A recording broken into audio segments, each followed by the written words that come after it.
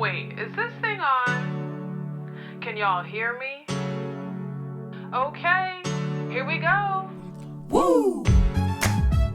Just a dash. Just a dash. Just a dash. Just a dash. Hello, sweet peas. Welcome back to another episode of Just a Dash. Y'all, it has been a very interesting past few weeks. I'm not gonna lie, this past week was kind of shitty. Sometimes you just don't have good weeks, you know. There were things definitely to be grateful for. I'm always grateful for so many things, you know, that I have in my life. And I think to that end, you know, I'm very grateful to have a roof over my head, you know, to have food in my mouth to eat, you know. Those things may seem so simple, but outside of, you know, being grateful for the fundamentals in life, I really wasn't satisfied with things this week. You know, I had so many hiccups. It's been a couple of weeks where I haven't been on my routine with my podcast schedule. You know, I was home for 1 week, and last week, you know, I wasn't in the headspace. Or actually, when this comes out, this will have been 2 weeks ago. I wasn't, so let's hope I'm in a better headspace by then. But I just, you know, I felt really off mentally. I was acclimating to being back in New York. And so I just decided, I was like, I am not going to do an episode. Like, I need to focus on self-care. And like, that has been something that has just been so illuminating for me to learn throughout this process. I am such a person that once I have a routine, it really stresses me out when it gets interrupted or disrupted, I should say. And so it's really been a learning curve to implement a passion project in the ongoing life that I have, the ongoing responsibilities I have as, you know, a person who has a full-time job, as a sister, as a daughter, as a friend, you know. So it really is interesting at all levels, platonically, romantically, physically, mentally. So it's really just been such a learning curve. But all that to say, let me get back on track. I actually participated in something a little bit different this past week as a substitute to the Just a Dash episode. I joined a virtual trivia show called Feeling Smart. And it's with two of my friends who I actually met through NYU, Phoebe Kingsack and Phil Hughes. And they're really wonderful. They are fantastic at trivia. And it was just so fun being on the show with them, honestly. So I just wanted to give them a shout out and say, thank you for having me. It was, y'all, that was also they were so flexible and so kind. My Wi-Fi, sis, was not it that night. She kept shutting on and off. At one point I had to use my hotspot to hop in on my cell phone. It was just such an inconsistent, you know, experience virtually. And I felt so terrible, but they really made the best of it. And I still had fun in the pockets of time where my Wi-Fi was not trying to throw shade at me like that. But, you know, things don't always go as swimmingly as you want. You know, definitely wasn't the ideal experience. But at the end of the day, I got to be a part of another passion project, which is really exciting for me. And I got to catch up with friends and I just had a good time. And turns out I'm actually really good at knowing 90s and, or not 90s, I'm sorry, 2000s, songs from the 2000s. So that was a lot of fun. So shout out to Feeling Smart, y'all. You can follow them. Actually, I'll share it in my story. I did before. You can also find it on my page under that little advertisement I shared about being on the show. But make sure to follow them. Make sure to, you know, go to one of their virtual trivia. It's really a lot of fun. Honestly, it really is a good way to kind of break up the mundane things that you might be dealing with in your life. But anyhow, I wanted to share that. I wanted to also just, you know, encourage anybody, if you need to take a self-care day, or if you're just like not in the right headspace, or you just like didn't have a good week, like it's all good. Not like in that very moment, but it will be. Like, remind yourself that shit is temporary. Remind yourself that you are sowing your seeds, that you are, you know, letting go of things that no longer serve you, mentalities that don't serve you, responses to anxiety that doesn't serve you. You know, it's been really interesting. A lot of people know this about me. It's a weird quirk, but I like name everything. Like, my laptop's name is Oliver. my trash can's name at work is Becky. My phone's name is Stanley, and my work twin, his name is Jordan. His phone is Stan Lee, as in Marvel Stanley. But I just, I am weird that way. I like to name objects. A side tangent, it was because of Pocahontas and how she just like, everything was like anamorphic, like the river and this nature and all these different things. And I just thought that was so cool. Like this kind of like circle of life, everything has energy, everything has being. And so I don't know, I kind of got quirky with it and I apply it to like inanimate objects. But all that to say, something I discovered about myself in the past few weeks is that it is easier if I look at my anxiety or guilt or shame, anything that I think sometimes I encounter when I'm not in the best headspace or when I'm being hard on myself. It has become so helpful for me to identify it as a separate entity. And I did this weird thing and I named it. I named my guilt Gary. And guilt in the sense that like I'm the sort of person like I just feel obligated to take care of people in ways that I probably shouldn't sometimes.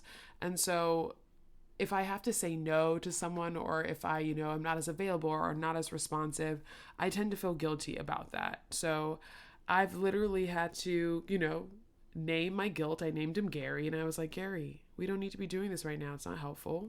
I know this is like a protection thing. And like, I know like there's all these, it was so crazy, like doing this sort of self-talk. And so I don't know. I just wanted to offer that out there. Like sometimes you have to come up with these strange strategies to really understand your mind and to be able to kind of just have more positive self-talk with yourself, which was also, another thing that I've been processing the last few weeks. I listened to a really interesting conversation on the Friend Zone where they were talking about the different inner monologues that everybody has. Some people hear their own voice. Some people don't hear a voice. They see themselves doing things. Some people think in color or in numbers. And so I've just been exploring my inner voice a lot more and how I need to nurture and care for myself a lot more. And that has, ironically enough, really been a side effect of doing a podcast and carving out time for myself for something that's just really unique and special in my life. So I don't know. I just kind of want to I wanted to give a recap of just like what the past few weeks have been like, because, it's just a dash of everything. Sometimes it's just a dash of vulnerability as well. I also want to talk about what the show is entailing this week, because it's a different kind of show. So definitely going to talk about a couple things in Are You For Real? Kind of going to keep it brief, honestly, but definitely a couple of opinions to share. Obviously, we're going to have our word to the wise first. And this week's Say What, I'm super, super excited for. It is definitely delayed. I'm going to be honest with y'all. We should have been having this conversation fresh off the win. But I am excited because two of my close friends who you heard in the bonus episode as well, so you'll recognize their voices, return on this week's episode to talk about Drag Race and also a little bit about drag culture and its influence. For folks who don't know what drag is or, aren't familiar with Drag Race, the actual show, or drag culture, I still encourage you to listen to the conversation. I give a background on Drag Race, not so much on drag culture, but it's definitely very obviously heavily incorporated into the show. So you'll be able to still get context, through different questions and different things. It was a really, really amazing conversation to have.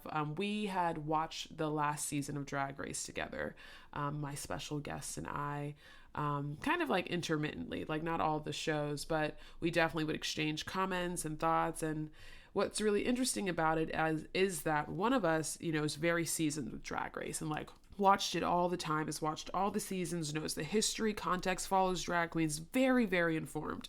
I am like intermediate where like I'm comfortable with terms and terminology, but I don't know history in that way. I just really know more so about the culture and more so about how the show functions, the logistics. No surprise there as the event planner of the group. So the last person of Drag Race is very new to drag culture and very new to Drag Race and just different aspects of it. So it really was just a really insightful, intriguing, super fun conversation. And I hope y'all really, really enjoy it. Again, I encourage you, even if you don't watch Drag Race or you're not familiar with drag culture, to give it a listen, because this might be a cool way to just kind of get a preliminary introduction to what it's all about. So with that being said, y'all, let me wrap this up and let's get into our word to the wise. Okay, y'all. Let's get into this week's Word to the Wise. I'm really excited, or not really excited, but I'm looking forward to sharing this Word to the Wise because it also ties into what I want to talk about a little bit in Are You For Real? Which, just a heads up, I'm going to be talking a little bit about Palestine and Israel. Not really in depth, but just really more so about the humane aspect of it, in my opinion, how we are conflating issues. But needless to say, I'm excited about this Word to the Wise. Actually, excited is the right word, I guess, because I think it wraps together in a bow what social justice is about, what the civil rights movement is about, what human rights are about, and so, or at least to me, it wraps it in a bow, and it's a great reminder of what we are working towards, why we continue to raise our voice, why we continue to carve out spaces for ourselves, why we continue to hold people accountable, even in areas where they may be unconscious of their own biases or their own prejudices.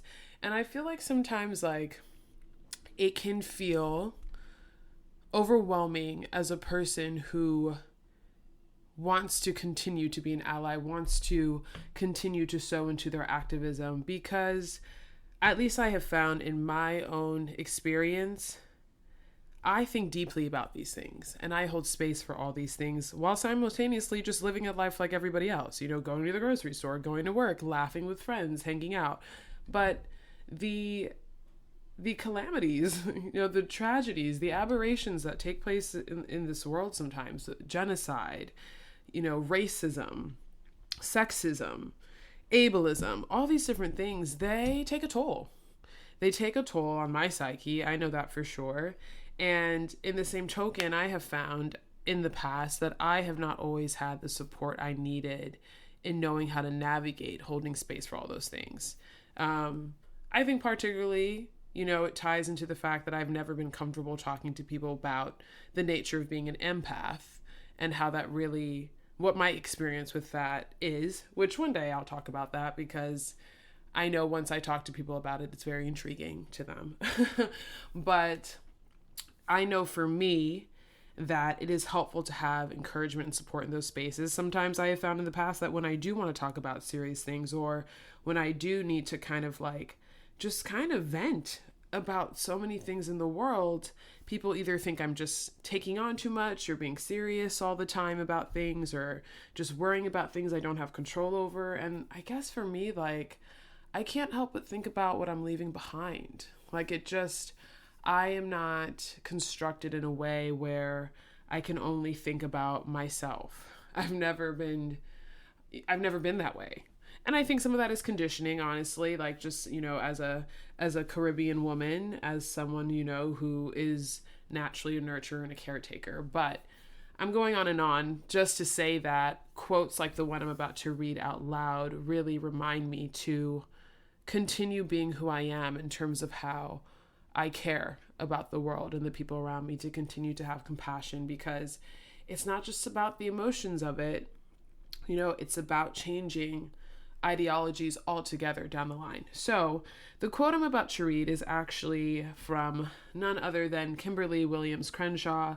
If you don't recognize that name, I'll just give you a little backstory on her. She's an American lawyer, civil rights activist, philosopher, and she is the leading scholar of critical race theory. She actually developed the theory of intersectionality. So as you can imagine, I'm quite a fan because intersectionality is very much my tea. It's very much how I look at different aspects of who I am in terms of how I think, express myself. A lot of things that I do. Just a Dash really is a space of intersectionality. So obviously, it's really cool to be sharing a quote from this person. She is a full-time professor at UCLA School of Law and Columbia Law School, and she specializes in race and gender issues. She's also the founder for the Law School Center for Intersectionality and Social Policy Studies and the African American Policy Forum. And she's got a slew of, accolades under her belt, but, she really is the person who developed the theory of intersectionality and intersectional feminism. So just overlapping systems of oppression and discrimination, which, people of different ethnicities, sexualities, and economic backgrounds face. So this quote is from her, And it is this: it's not about supplication, it's about power. It's not about asking, it's about demanding. It's not about convincing those who are currently in power. It's about changing the very face of power itself. That is again from Kimberly Williams Crenshaw. And for those of you, I I actually have a list of big words with one of my friends who he has the best vocabulary. Honestly, he has just the best vocabulary. So I may have to add this to the list for myself. But supplication, I could gather from context what it meant, but it really means petitioning. It's a form of prayer wherein one party humbly or earnestly asks another party to provide something. And I thought that was such a distinctive and visceral word for her to use, because in fact, that is currently how we operate. We expect minorities, we expect the oppressed, we expect those who have lesser power to beg, to cry for mercy, to control their rage, to minimize their pain. We ask people to mute the pain, the suffering that they experience, all at the bequest of someone who deemed themselves the highest power, whatever context that might be in. And it really blew that part, that word itself really had me thinking, this is not, I don't know how the world works, at every level, but I just don't think that one human being oppressing another is how this thing was supposed to roll out. And so I thought that was just such a powerful word. I love when one word really identifies the root of an issue or the root of an experience. And I thought that was such a powerful word. And also, it's about changing the very face of power itself. That's what we're working towards. I know sometimes everything that, is going on in the world, it is overwhelming, but two truths can exist at the same time, right? So it's overwhelming, but in the same token, this all has to be occurring at the same time. We are undoing, decades upon decades upon decades upon decades of mentalities, of programming, of conditioning. And it's really crazy because the generations that have come after millennials, they are turning the tide. They really are. And I've said it before and I'll say it again, millennials very much act as a bridge, but I think the beauty of our generation is that we can understand the fears of older generations, but be inspired by the hope of future generations. We exist in that middle ground of being able to hold space for both. And I say that specifically because I think it's especially important for our generation to understand that and to make room to remember not only what they're working towards, but also that in order to do that sustainably, we have to take care of ourselves and we have to hold on to what we're working towards, and I love when she said, it's not about asking, it's about demanding. We are no longer in a space where we're negotiating, and nobody has to feel bad about that. Nobody has to justify their position as to why they're calling out, aberrant behavior from political parties, from extremist groups. None of that needs to be conflated. Which, let me wrap this up with a bow because that really leads us into Are You For Real? But I was just really inspired by this quote. I thought that it was just a really timely reminder of why I choose to speak up personally, why, and my forum, is this podcast. My platform is also my personal Instagram. I have never been a person who has shied away from stating my opinion, but I'm also the same person. If I'm wrong, call me out, and I am happy to say that out loud, that I was wrong. I think accountability is how we grow, so I personally think it's important to make it known where you stand, if not for the reason that people don't assume anything otherwise of you. People shouldn't be doing that regardless, but I like to make it clear where I stand so that nobody questions me, because that's the last thing I need as a Black woman, is to be questioned, quite frankly. And also so that people know exactly, what I'm not going to tolerate and what I will tolerate and, and what I'm open to. I think it kind of sets the tone, it sets the boundaries when I, let people know where I stand on certain issues, right? But that's my experience. But needless to say, let me wrap this up because it is now time for Are You For Real? Let's get into it, y'all. Let's get into Are You For Real? So I don't want to get too deep into the weeds about the subject I'm about to talk about, but I do want to preface this by saying that I am constantly learning about what is happening between Israelis and Palestinians. I am not an expert on this subject, so I'm really not going to get too into the weeds about how people might feel about whose side they're on and all that. I will say that I am always going to be on the side of whoever is being oppressed. That is really where I stand in any sort of issue, regardless of my relationship, to different issues, different people, different circumstances. In that same token, what I will say is I think it's really important that we don't conflate what doesn't relate. So what I mean by that, when I'm thinking just about, of this current Free Palestine movement, I think a lot of times we assume that what's going on over in Palestine has to do with religion, that we think it's just, a conflict between Muslim and Jews. And the reality is, y'all, before the creation of Israel, which was less than 100 years ago, there were Palestinian Christians and Jews and Muslims, which coexisted in Palestine. This was a community.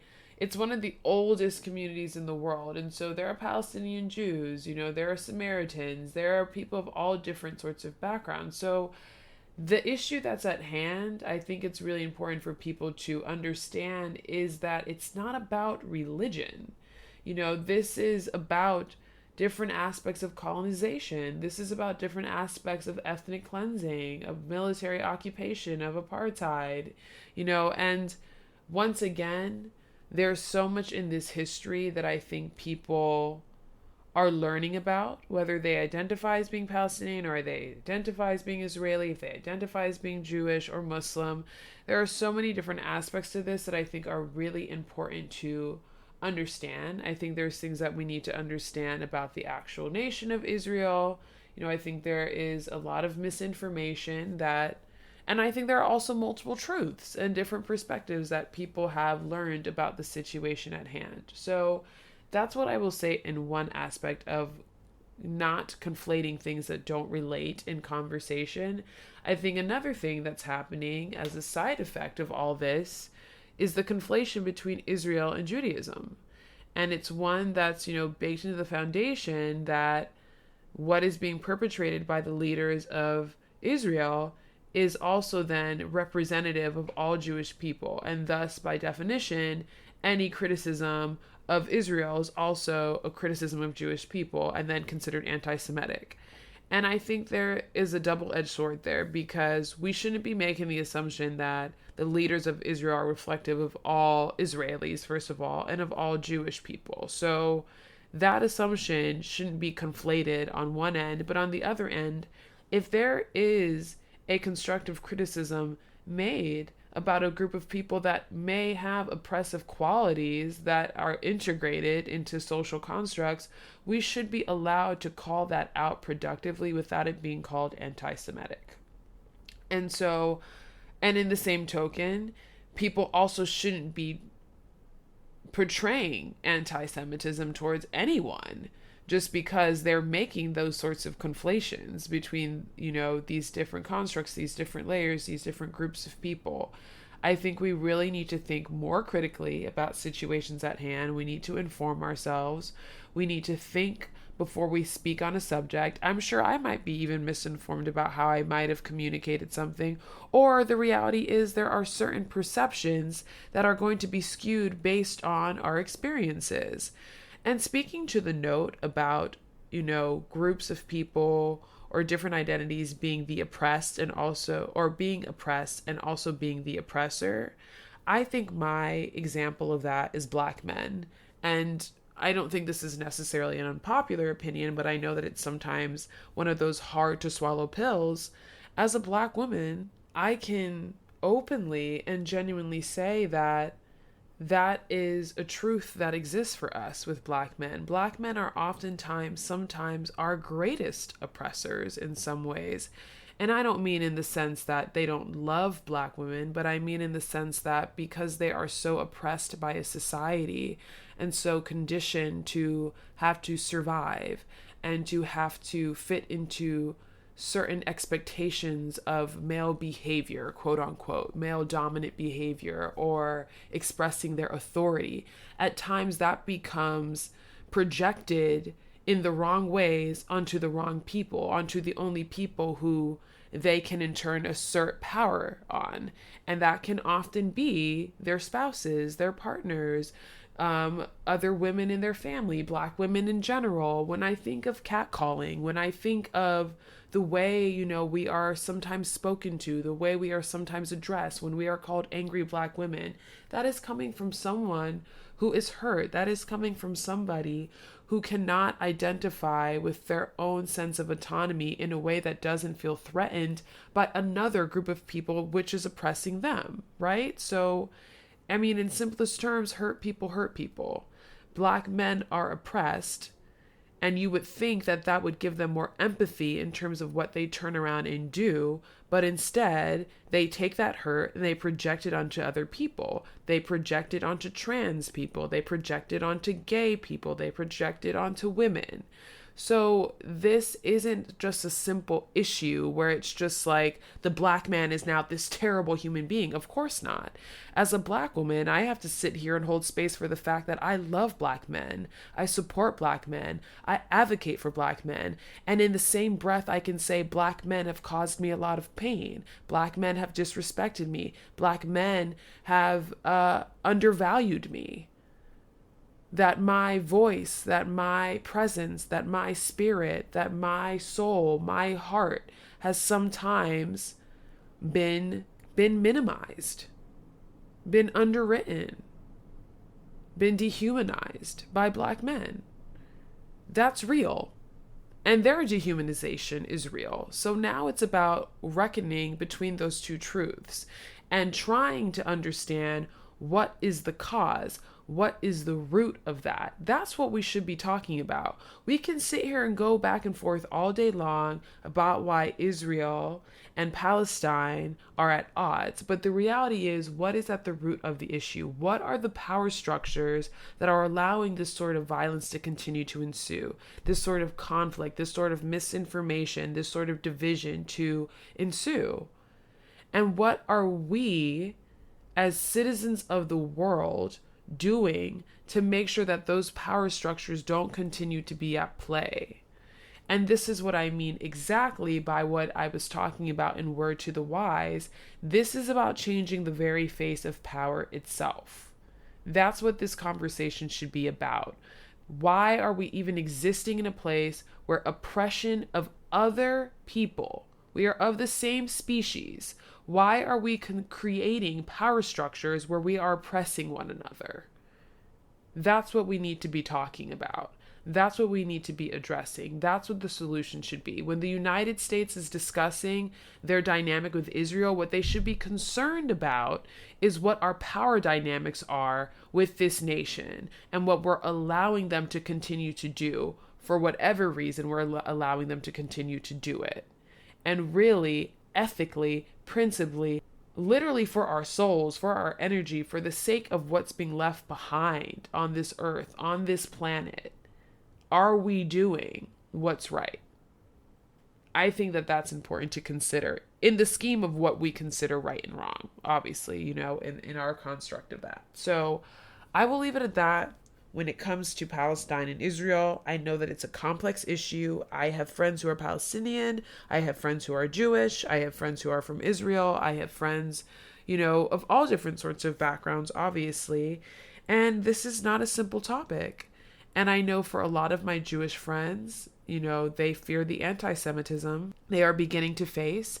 And I know for a lot of my Palestinian friends or for my Muslim friends, they have continued to feel oppressed in multiple ways from multiple people and multiple communities, beyond the issues that are presented in Palestine. So I think we have to hold space and create empathy for many different perspectives, but truly what we need to do is not conflate things that don't relate to each other. Don't conflate what doesn't relate, y'all. So those are my 2 cents on what's going on over in Palestine. I also wanted to just a quick PSA, and this is specifically for people who live in New York. So if you don't live in New York, y'all, this isn't directed at you, but and I hate, not that I hate to do this, because I don't want to make it seem like this is a bash men segment, because I feel like I just spent a whole like 10 minutes talking about Black men and oppression and how those things are intersectional. But just another gripe that I have with men, y'all, in New York. On the subway, close your damn legs. Close your damn legs. Like, I like, it's wild to me that y'all sit up on the subway and that you have such a lack of self-awareness that in a space that is supposed to be capable of fitting at least 3 people, you have spread your legs so damn wide that not even a second person can sit next to you. And then y'all catch an attitude when somebody tells you to close your damn legs. You're not riding on this subway train alone. And on top of that, we already have to socially distance, and we need to be able to do it comfortably. So close your legs, okay? I know that y'all, I don't know if it's like you have to let your fruit of the loom hang low in between your legs while you're sitting, but y'all can sit in a car seat, y'all can ride on a bicycle, y'all can sit properly on the bus. Like, there are other instances where your legs have to be closed and you do just fine. When you're sitting in a chair at a restaurant, your legs are together, are they not? So I really don't understand what the confusion is when you get on the subway. Close your legs, be mindful of other people, and recognize that you're not the only gender riding the train. And that is not an excuse either way. So that's just a PSA. Close your damn legs and make room for other people. All right? And the last thing I just wanted to touch upon was Mr. Billy Porter. I love Billy Porter, y'all. Don't know about anybody else. He recently shared that he has been living as HIV positive, and that through his character Pray Tell on the show Pose, which I included in one of the rec rooms on this show, he was kind of able to navigate through not just what that experience has been like for him, but also finally having the courage to be open about that prognosis, and living with that. And I'm just incredibly inspired. I'm incredibly inspired by people who continue to live in their truth and continue to rewrite our ideas of what a life of quality can or should look like. I think it's really important, especially in June, it's Pride Month, for us all to be seeing representation in ways that are not as popular, not as, I don't think it's very common, nowadays for us to talk about HIV or AIDS or the impact that it had on the LGBTQ community, or the stigma that still exists around it. So I thought it was just incredibly courageous, incredibly brave. I'm incredibly excited also about what Billy Porter's career will continue to look like now that Pose is, coming to an end. Something he shared is that he'll be playing the fairy godmother in an upcoming Cinderella remake, which how many remakes can we get of one film? But still, I'm really excited about that news. So really great. Just, if I thought it was a beautiful way to really hold space for so many different experiences during the month of Pride. I shared this before as well, but I have always, since my childhood, been attracted to gender fluidity. I always was curious about gender fluidity, and not in the sense that I considered myself gender fluid, but I was always very confused and always just really, I found it very bizarre that the way we were taught to look at another human or be attracted to another human being was based on gender. I always was a person who was attracted to someone's mind or what they were saying or their voice, how they expressed themselves. Like, it was almost like very abstract things that pulled me into somebody's orbit, you know? And so it was just never gender for me in terms of how I fell in love with a person or how I fell for a person or was attracted to a person. So when I learned more about pansexuality, it was such a breath of fresh air, honestly, because I felt such relief. I felt relief in the sense that I am not the only person who feels this way. I am not the only person who has always felt this way. I've realized since, becoming more comfortable in my own skin and learning more about my own identity and learning about so many identities, that there is nothing that I need to prove to anyone. I know exactly who I am. I know exactly what moves me, what I care about, what matters to me, in terms of how I love another human being, another person. And that's it. And that's all that matters. And I'm saying all that because I look at someone like Billy Porter. I look at all, the women of Pose. I look at so many advocates for gender fluidity, for all different sorts of identities within the LGBTQIA plus community. And I just feel such an immense amount of pride. I feel such an immense amount of community, of love, of vibrancy, of resiliency, of reciprocity, of advocacy. I think I said that already, but I just see people fighting and actually taking up space in ways that they deserve, in ways that they should not have had to demand for, but are doing so nonetheless, and doing it so gracefully and eloquently and selflessly. And I'm inspired. And so there is so much work that needs to be done still in terms of creating equitable, comfortable, supportive, acceptable spaces for people of all identities, of all intersectional backgrounds. But I just want to express so much gratitude for people like Billy Porter who use their platform to create space for other people. That is so essential and so important, I think, in any work that we do as human beings, is to make sure that we leave a space behind that is more fruitful, that is more compassionate, that is more loving, that is healthier for the generations to come. So shout out to Billy Porter, okay? And shout out to anybody who's doing the damn thing in terms of just, becoming a better human, doing their best to become a better human. So, I really wanted to share that. And the last thing I wanted to share in Are You For Real, I was having a conversation with one of my best friends, JP, and there was two phrases that he said and I wanted to share. The first was, are you willing to place a bookmark on friendships to invest more in page turners? And when he said this analogy, I was like, wow, that is, he's a writer, so I wasn't even surprised that he came up with something so beautiful. But it really, I think, was an exceptional way for me to think about how my relationships with people are evolving, whether that's friendships, whether that's romances, whether that's platonic, familial. I don't want to be in a relationship with people who consider me bookmarks.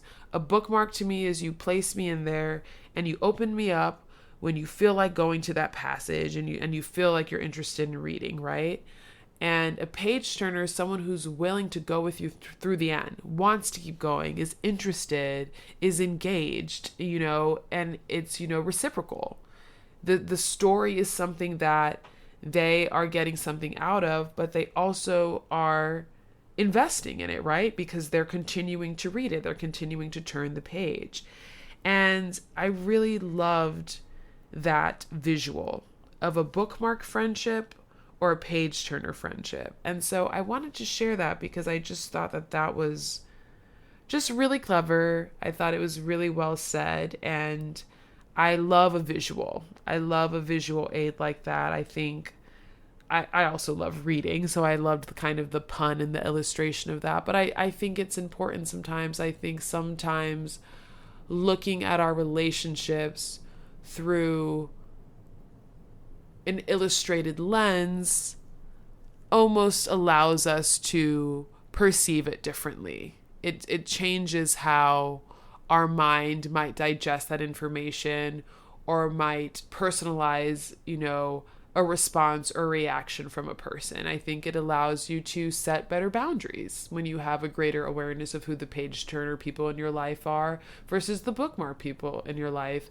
and how much you're giving of yourself to, those sorts of people, and vice versa. You might be treating people like a bookmark versus a page turner. And really, if that's the case, do you need to have those bookmarks in your life? Are you just keeping those bookmarks around because you feel obligated to, because of time, because of history?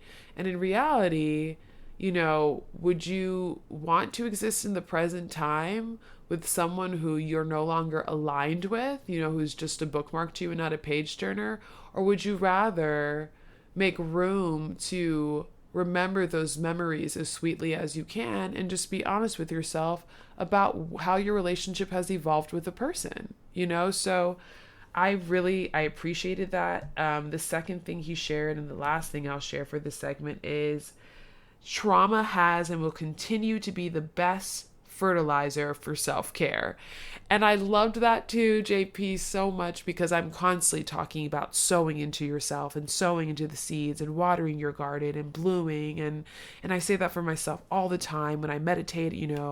I do a lot of theta meditation, and it's very much a visualization, and I feel like the roots coming up from the ground and wrapping up around me, and I'm growing. But the reality is, like, and I spoke about this obviously in the last episode, like, you have to mourn your past selves. You have to mourn the parts of you that you were comfortable with. And a lot of times, like, we sit in the trauma and we let it overwhelm us. And it's either we feel guilt or shame or, this sort of vulnerability. But the reality is, it's fertilizer that is helping you grow. You are literally taking that shit.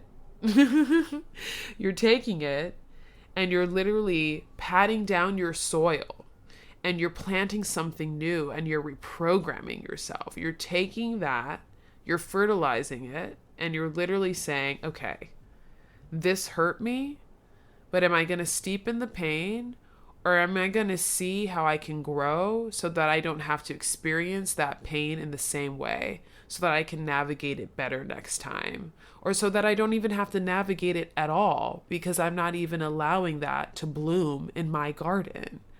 So I just really loved both those. Maybe I should have put those in Words of the Wise, but I'm including them in Are You For Real, because it was one of those Are You For Reals where it was like, are you for real? One of my best friends is smart and wise and evolving, and we call that growth. Like, I love seeing my friends just shedding mentalities and mindsets and frameworks that are no longer serving them, and moving into different spaces that allow them to really become aligned with their purpose and what's true to their heart and to their spirit. So JP, thank you for sharing both those things with me.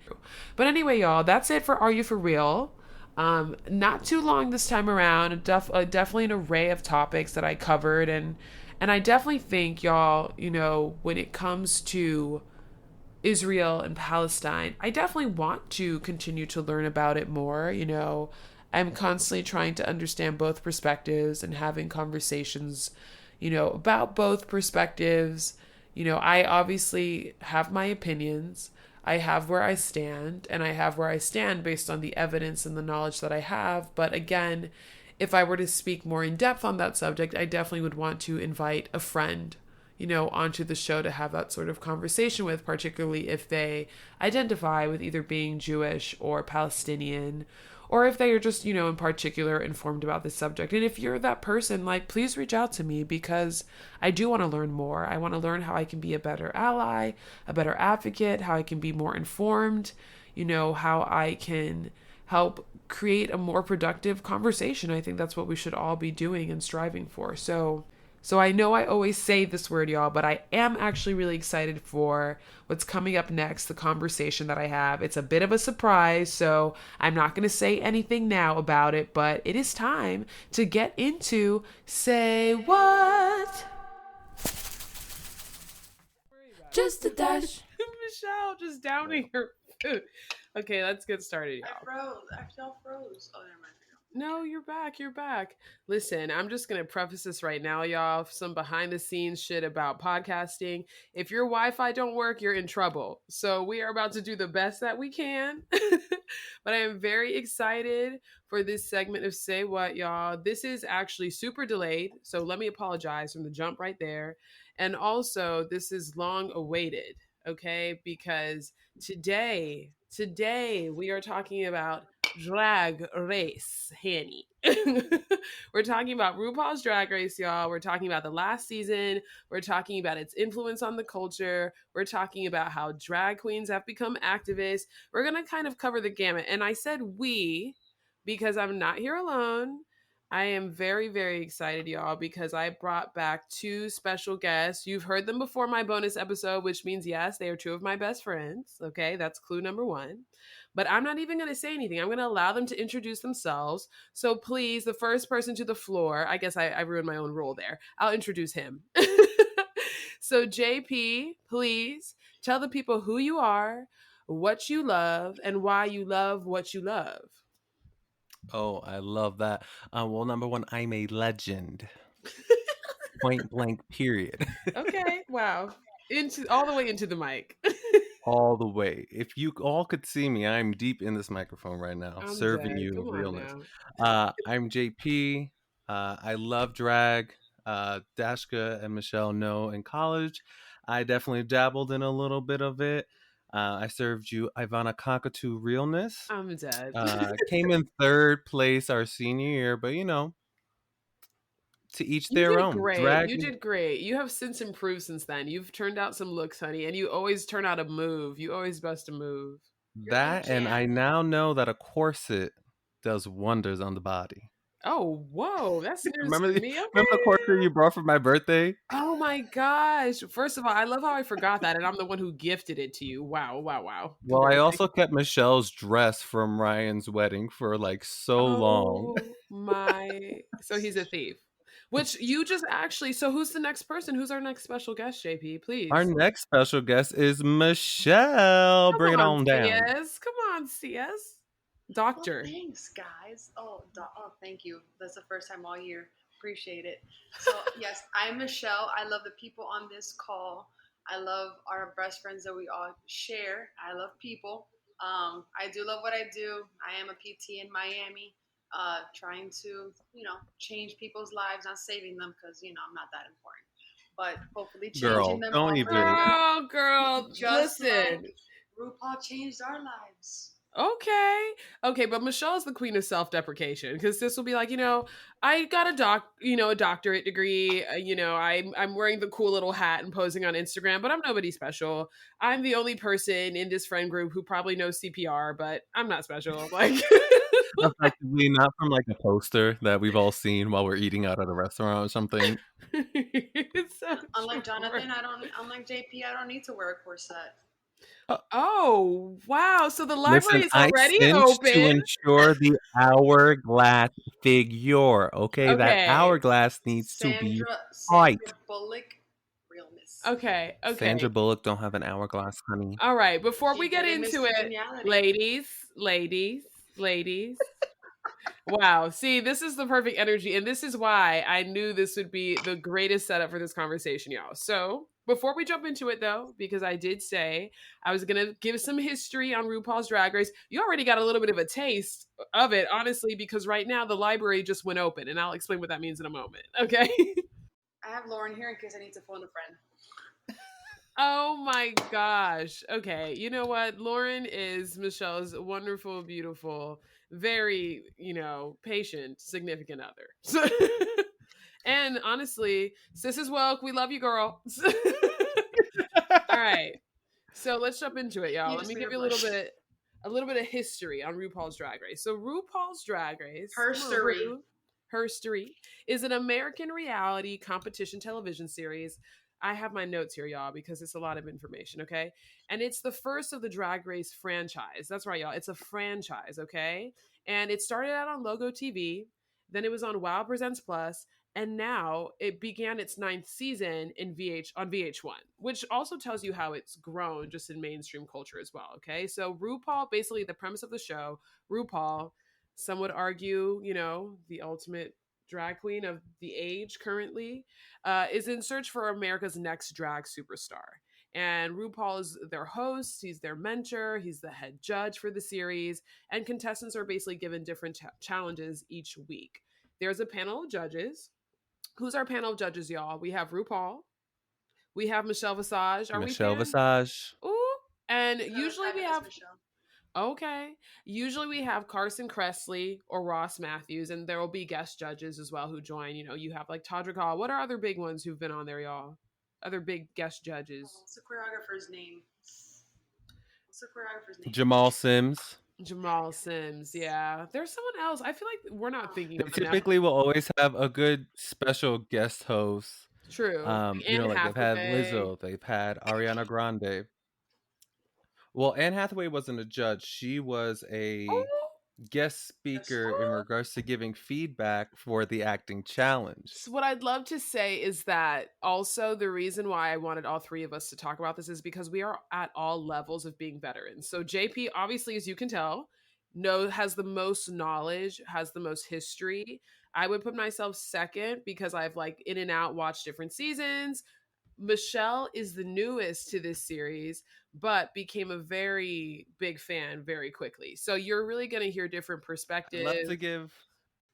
I'd love to give a fun fact of how we got Michelle watching RuPaul's Drag Race, because when she and Lauren visited us here in Colorado, we were rewatching All Stars 4, not in order, because we were just watching it.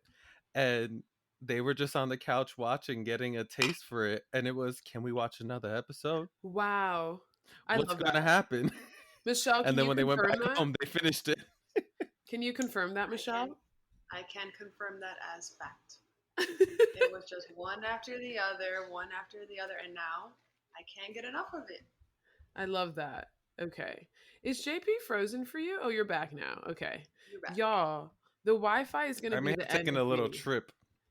Oh my God, I love that. The Wi-Fi is just it's just too much for me this week, y'all. And everything's in retrograde. It's just driving me crazy. Okay, so just to kind of wrap up some background information on RuPaul, there have been 13 seasons so far, which is including the season we're going to talk about, okay? The show has really grown. It's earned 5 consecutive Emmys. And it, in 2018, became the first show to win a Primetime Emmy Award for Outstanding Reality Competition Program. And it has repeated that win since after. And in terms of the show format, you have mini and maxi challenges. Mini challenges are quick, small assignments that RuPaul announces at the beginning of an episode. One of them is the library challenge, and that's where contestants read each other. They satirically throw shade, okay? And we'll talk about that a little bit more because there was a lot of shade in season 13, if you ask me. Do y'all agree? Oh, 1000%. Okay. So I'm ready to talk about the instigator of the season. Ooh, and if you don't know who that is, let me just put a little clue here. This person is luxurious with spreading the news, okay? Yes. Correct. And then maxi challenges, they vary in the skill they test, but some are group challenges that involve singing and acting, while others are feature comedy, a talent choice, dancing, or makeovers. The winner receives a material and monetary prize for this.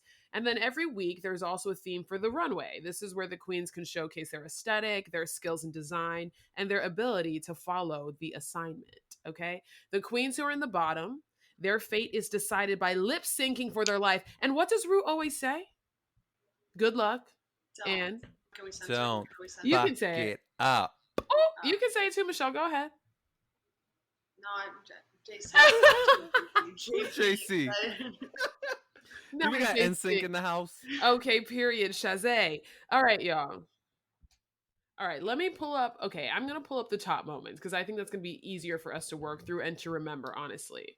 So we have here Herstory in the Making, that Gottmik made drag herstory by being the first transgender male drag artist to enter the competition.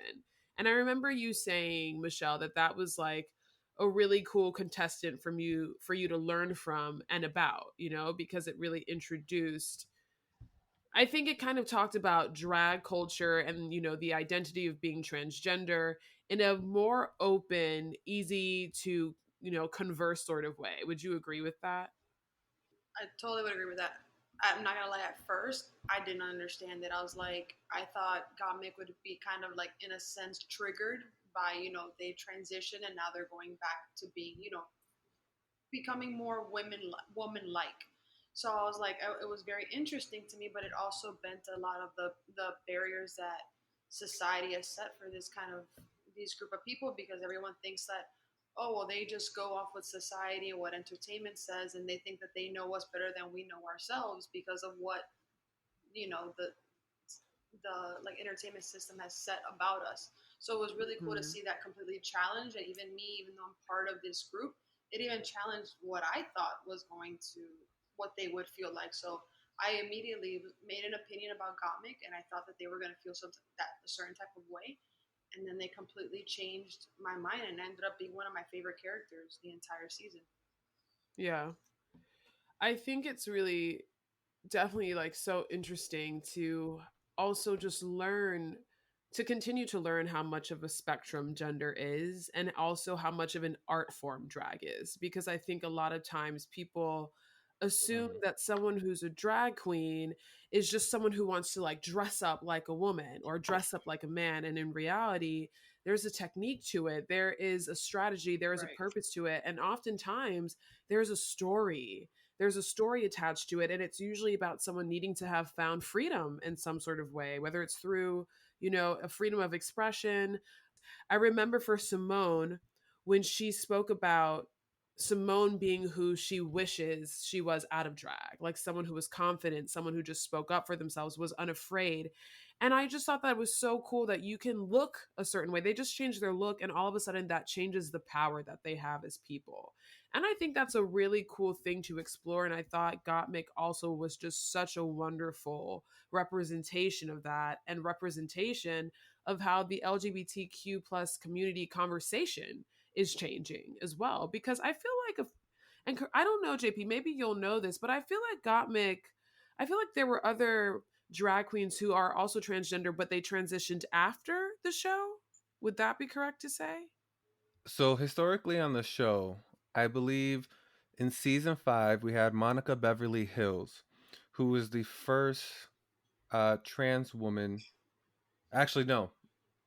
So season 2, Kylie Sonique Love, who is currently on All Star 6, at the reunion, came out and identified as a trans woman. It happened at the reunion episode. If you will Got it. look back, um, everyone is kind of talking about. I think it may have been in episode 2 or specifically at the reunion, but Kylie Sonique Love talks about their transition and identifies as a As a trans woman. woman. Then in season 5, uh, Monica Beverly Hills, when she's in the bottom 2, she discusses how there's been something going on in her mind, and she says, um, she is a trans woman. And so Mm, when you come back to the reunion, she's very confident. She's understood that journey for herself. In season 4, you have the contestant Jiggly Caliente, who not during the show, but later, I think years after, does come out as a trans woman. Then mm, you have in season 9 Peppermint, who was the first trans woman on the show to be a contestant. And then later on, you also have Gia Gunn, Carmen Carrera from season 3, I believe, after the okay. show transitioned and came out as a trans woman. So you start to see that representation But after mostly the for show, sometimes trans. during the show. Yeah, but it seems like all transgender women, and Gottmik is the first transgender male. Correct. And which Okay. is so powerful in that representation. And uh, Gottmik had some really great interviews where they're describing that experience for themselves, but also making sure that their experience, whether it be on the show or in life, is not the only trans male um, experience. And Gottmik really wants to focus on the one that they're having, but still opening the door so that other members of the trans community can understand what that can mean for them. And having that representation, Mick mentioned it, as many other members, you didn't see it on TV. You didn't know where to find that until you Right. did. And then that helped open the door. Okay. So I want to get into a couple more highlights, and for the sake of time, we'll move on after this. But I think the biggest highlight, and low light, I guess, in some ways, and we can talk about all the different areas also where this wraps in other queens, was the beef between Candy Muse and Tamisha Iman. And so, I'm going to be messy and I'm going to ask, are you Jeez, team we Candy went there that or quick. are you team Tamisha Iman is coming for you? Well, Tamisha Iman, so there's a lot of things that I've absorbed, I've watched now, and I'm sorry, like I'm still team Candy on this. No. I've always And been here's team why. Candy. I've always been team Candy. And here's the thing. I will talk about in the beginning, I started off, leaning towards Tamisha, trying to understand the moment. But at the end of the day, I just went back and was like, listen, Candy out here being Candy and telling it how it is. And listen, there were some responses from other queens, when she's going around saying, am I arrogant to you? Am I Right. arrogant to you? My favorite response is from Joey J, who says, Girl, what are you doing? What are we doing? what are you doing right now, girl? And Candy's like, and on to the next one. Let me just continue this circle. Because you can't But be direct about what's it. just very Joey J needed interesting, her 5 minutes of fame. She needed her 5 minutes of fame. not her 5 minutes of fame, because Mama, she made it to the final 2. So Candy Muse, if you're listening, Joey J. I said yes. Joey J. 5 minutes of Oh, fame. well, yeah. So just to give some context before I jump into this may be shady, but Joey J lasted as long as a wig on her head. Short. Oh, wow. And okay. So to give some context, and I'm sure people who've watched the show obviously already know this tea, but just to set the tone, there was already kind of a tension between Tamisha Iman and Candy Muse, kind of like, I don't know when it actually began. I'm not sure it's really relevant, but the point is, by the time they get to this particular argument they have, Tamisha Iman is in the bottom, Candy Muse is not. Okay, so Tamisha Iman is essentially one of the bottom girls. Okay, so she comes in after the runway and she basically provides a backhanded compliment to the group. And she basically says, y'all are good at your fashion, but I don't like some of you girls. And at this point, that's a pointed comment, and it's very clear that you're talking about a specific person. Now, our favorite instigator, Olivia Lux, asked, who's Olivia Lux. Olivia Lux literally specifically asked, like, who are you referring to? And Tamisha Iman says Candy. And she says that Candy is arrogant. It proceeds to, snowball into this large argument. They get into each other's faces. Candy walks out with Tina Burner and Gottmik, which is her little, Powerpuff Girls crew. And they end up resolving the beef basically when Tamisha Iman is sent home in episodes later. But a lot of people were split down the middle over whether Candy's response was appropriate. Her flying off the handle, quote unquote, getting angry. Some people even calling her ghetto, which is a whole different conversation. And then you have Tamisha Iman, who many people also felt kind of was taking things personally. I will say one point of view I heard that I feel like is an unpopular opinion is Tamisha Iman is an older queen. She also was dealing with some medical health issues even while she was on the show, which, was revealed actually in the episode where she gets sent home. And many people were saying, and I kind of agree with this sentiment. If you're coming on a competition show, you're on a competition show. And it's unfortunate that you may have something that makes it more difficult for you to compete, but you made the choice to come on. And it doesn't make you can't be treated differently or extended more grace or get more defensive because you don't feel like you're performing at your best. Like, that was your choice to come on. So I kind of felt like some of Tamisha Iman's anger was also just a projection of the fact that she didn't feel like she was doing her best. And here comes Candy being all arrogant, you know? And I don't think Candy per se is entirely arrogant. I do think sometimes she leads the conversation the wrong way, but I do think she's always 100% herself. And there's never a guess about who she is, unlike Utica. So I just think those are things to take into consideration. That's why I was Team Candy. That moment when Rose was like, Utica, you were reading all those shady comments when we were at dinner. And I was like, what book did she have? Because that comedy challenge. Oh. Right. Oh my gosh. Utica. Hey, flop. That was so sad because I actually really, when I first saw Meet the Queens, I was not a fan of Utica. I was like, it's just too much for me. It's too kooky. I didn't like her in Meet the Queens. But then I fell in love with her on the show. I loved her energy. I thought she was so fun. And then those challenges came up and I was like, she reminded me of Olivia Lux and Tamisha Iman because I also don't think it's a good strategy if you're a contestant on a show. If you're getting feedback, listen to the feedback you're getting. I felt like Utica just kept doing what she wanted. And she's like, I'm going to do it anyway. I don't care. I know I'm funny. And it's like, girl, win. Yeah, just like when she asked RuPaul about the whole Bob Ross thing. RuPaul gave his opinion about, hey, you can, you're good. You can wear it. Bob Ross had an afro. Like, I appreciate you kind of being considerate, but you're okay.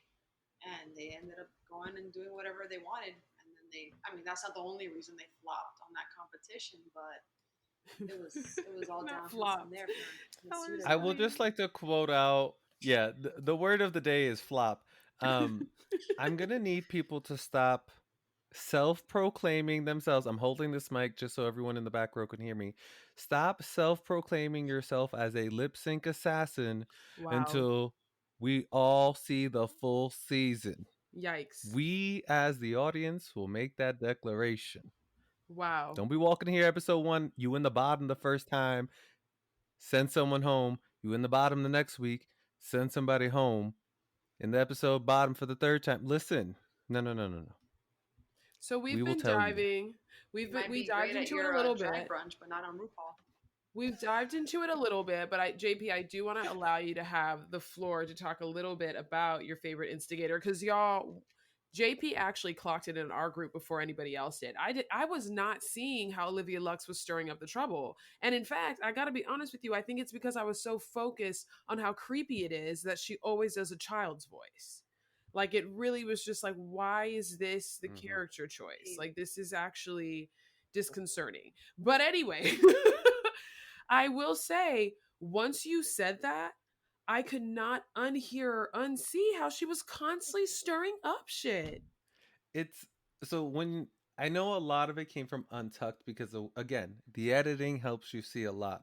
But even when she's present in kind of, when they first walk into the workroom after the previous day, just where people are standing in certain areas of the room, and also as they're doing their confessionals, I'm just like, the Tamisha Iman and the Candy Muse part, or that argument, she had one comment that really derailed and escalated the situation. Right.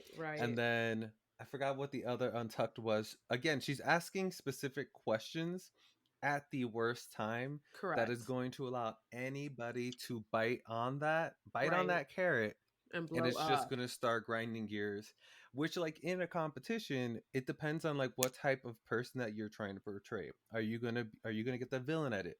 Are you going to be the shit stirrer? Are you going to be like Olivia was really tiptoeing that, like, I'm trying to be cute and really make it to like the top 4, but I also realized that I need to, work my way, make sure people know that like I'm a threat. She's a real pageant queen, and I gave it to her for like only to be in the scene or doing the drag that she's executing in, I think, less than 2 years. 2 years, that is awesome. But she's I gorgeous. will stand what Rose said, and Rose said it beautifully. All of us here already know who we are.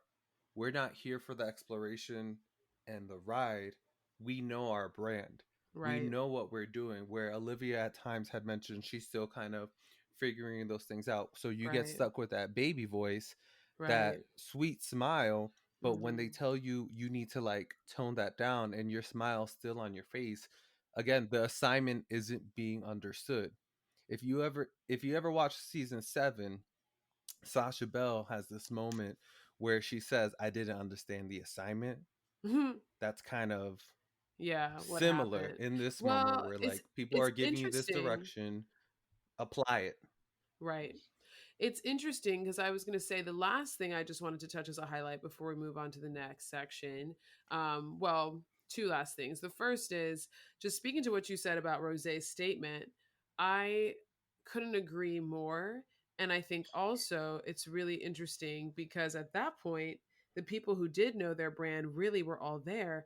And that didn't include this person who did not know their brand. In my opinion, I actually want to hear Michelle's opinion on this. Michelle, what did you think of Elliot with two T's? Oh my gosh. Tell me Poor more. Oh my Elliot. gosh. I definitely think I definitely think he went with the crowd that he was in. You know, when it was lip sync time, he was the best lip syncer there is. When it was, I mean, they were not arrogant, they were confident. I don't know why they were so confident. They kind of fell below that a little bit from what we was able to see, but they definitely were influenced by either the competition. There was not very consistency in their looks, or I heard their personality. Um, Also, it could have been because all of the Botox, we couldn't see much of an emotion on their Oh, face. I don't. oh, Oh. uh, uh, And okay. and The But you high know, and eyebrows. someone who and does I know would their oop, but my identity, but it cheeks. should. I would oop, but my cheeks hurt. Oop. Say that again, Michelle. Someone who does know their identity, but it should definitely change a little bit, is Miss Tina Burner. Oh, Miss Tina Burner. What I will say with Elliot with two T's is that you're basic. Like that's all I'll say about that. And I'd like, and I don't mean that in a rude way because I actually think there were some nice qualities about Elliot with two T's. But I just like, to me, it felt like if I Googled drag queen, that's the stock image that would pop up, and I was just like, I'm not here for stock. It's season 13. Like I want to be wowed. I didn't feel like I was wowed.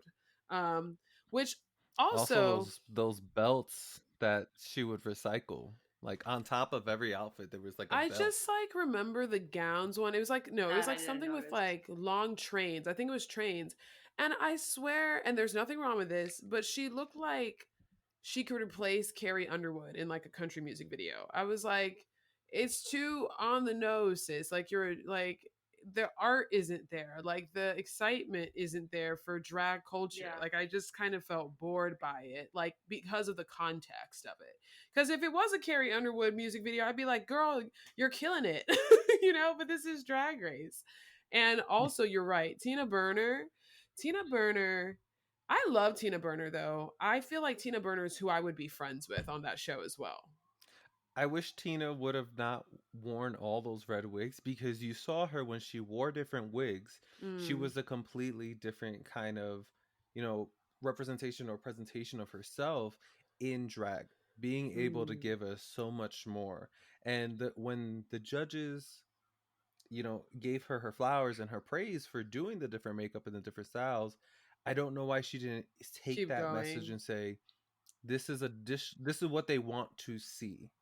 But again, you only have what you bring, and I think she felt short of that marketing 101 and Mm, branding, where if you're going to have this red, yellow, orange, you always need to execute it to the nth T. power You if gotta you're going to keep elevate giving it it. You to the gotta judges, elevate it. because elevate it, because when you, Yeah. as some of the queens said, it was a thirsty wig with the little hands on Hanana's. It Yeah. was like, that wasn't Yeah. elevated drag.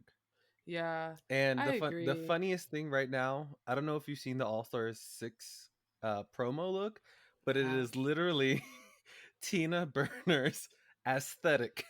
I So they saw. ran with that, but Tina's like, I know Tina's just in there like, So that's what I should The have red. so done. that's a winning promo. But when I do it, okay. No, I was just gonna say that speak like hearing this now, I kind of see that there was quite a few queens. I mean, I haven't been watching it for a very long time, but there was quite a few queens, at least this season, that they would take the constructive criticism, but they wouldn't do anything with it. They just kept on going with their looks, and I guess Right. that's cool. You have your look, and you know who you are. But it's like you're on a competition. They're literally telling you what they're looking for, how you can be better for the competition, and then post competition, and you're literally getting what you're hearing what they're saying, and you're just letting it just leave your mind really quick. So I think it definitely would have, these queens would have probably been a lot more entertaining, have been much better, maybe gone even further if they took some of the critiques that the judges were giving them, because there were critiques that I think we all kind of had in the back of our mind as well. I agree. Very that. I think the biggest contestant who missed the mark on that, and it's what inspired the word flop, is Utica. Unfortunately, wow. Hey, I'm just being real because I really feel like she turned out really strong looks, but especially like when it was time to do the roast, that was not it. Like it was not it. Like making those well sounds that Lonnie Love they literally told her change your entire set. delivery, everything you've created, change it all. And she was like, okay, got it. Then she did the exact same thing she did at the rehearsal, and I was like, oh, gosh. She was in her confessional like, I don't need to change a thing. That's okay. Go home. Literally. Go and the home. craziest thing was, and the creepiest thing too, y'all, it was kind of creepy how excited she always was to lip sync. Like this means you're in the bottom. Do you get that? See, this is where, and you'll start to see it, I think, I don't know if it's like after season 7 or season 8, but there's a culture shift within the competition where if I end up in the bottom, I'm just going to lip sync for my life and take it all the way to the to the crown. And Evie Oddly said it perfect in season 11 to Raja O'Hara and said, okay, well, apply what you would do like in a lip sync to the actual challenges, because that's how you will keep yourself out of the bottom. Correct. And that's like a really important part. I think not many people like remember that. It wasn't, I'll say it's memorable, but it's Evie Oddly, like her and Raja O'Hara just like having this moment after walking back after a lip sync. And it's like, you know what the judges are telling you, but you think lip syncing all the way to the crown.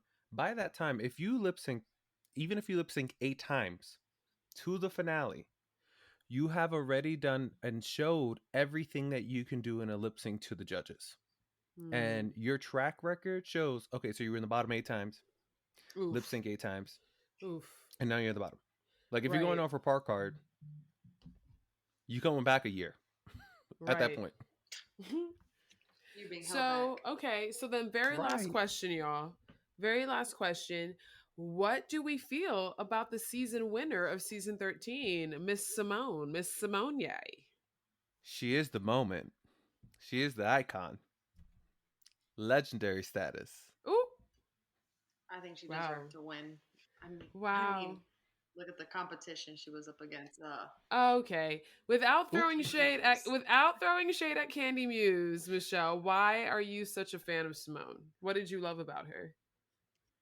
I thought she was truly an art form every time she stepped out on that stage, except for that one look that I already mentioned that I didn't care for. But she made a statement. Her works were masterpieces. Like I literally got goosebumps with the all white look with the bullet holes when she turned around. It was just, I don't know. Like I'm literally getting goosebumps right now just thinking about that look, because she didn't even have to say anything. Her look said it all. Every single time. Like you knew how she, you knew what she felt about herself. You knew her just by how her looks came about. I loved her. I think she deserved it. I was surprised that she was in the bottom so many times. But I'm not surprised that she won. Yeah. JP? I agree with you 100%, Michelle. Like the intricacy behind every runway look, the strength in the challenges. You have iconic moments of, it's not Deborah, it's Deborah now. Is your blood sugar low? Like all these things that you just think about her because she was able. You got the flag factory. The factory. Like all these moments, you just sit there and like the factory. She came prepared. She knew what she came to do, and She I knew the think what's really assignment. important to know is like for queens that she knew the assignment for queens that don't know how to sew, but they have an understanding of what they need to deliver for a specific runway. First of all, her trains look, if they ever do a trained runway ever again, it Ooh. cannot be topped. Oh That my the gosh. do-rag train was Pause. everything we all needed to see. Pause. Go. Because that reminds me, not only was Olivia Lux an instigator, sis was copying looks. Was she not? Oh, She had Jonathan Candy just Muse's hair. on She his was a throat. boxer. I was like, girl, what happened? Did you lose your original look in the mail? Why are you copying this person's look? I was so upset when she won the beaded challenge. Rose should have won that. Girl, that was literally Oh, Candy Simone Muse's should have won that hair. one too. Oh no, I like Simone. Oh, I love So it Simone's was on two that. different wigs. I believe it was confirmed that was two different wigs. But I will say that see I wasn't a fan of Rose's Tinkerbell. I No, liked her actually no, I Tinkerbell. wasn't either. I definitely I think think I think it needed to be elevated a bit more. I agree with that. I didn't I really I think care don't for for know. any of me, Rose's looks. I think her beast look was fire. That's the one that they both won, her and yes, Simone. they got The red better. one, yes. They started to get better, but the first I would say the Agreed. first four or Yeah, I five wasn't were really a definitely fan. great. I became more of a fan of Rose's personality than her looks, to be honest. With the beaded one, I agree with y'all. Like, I think, like, as a standout piece, like, it could have been more elevated.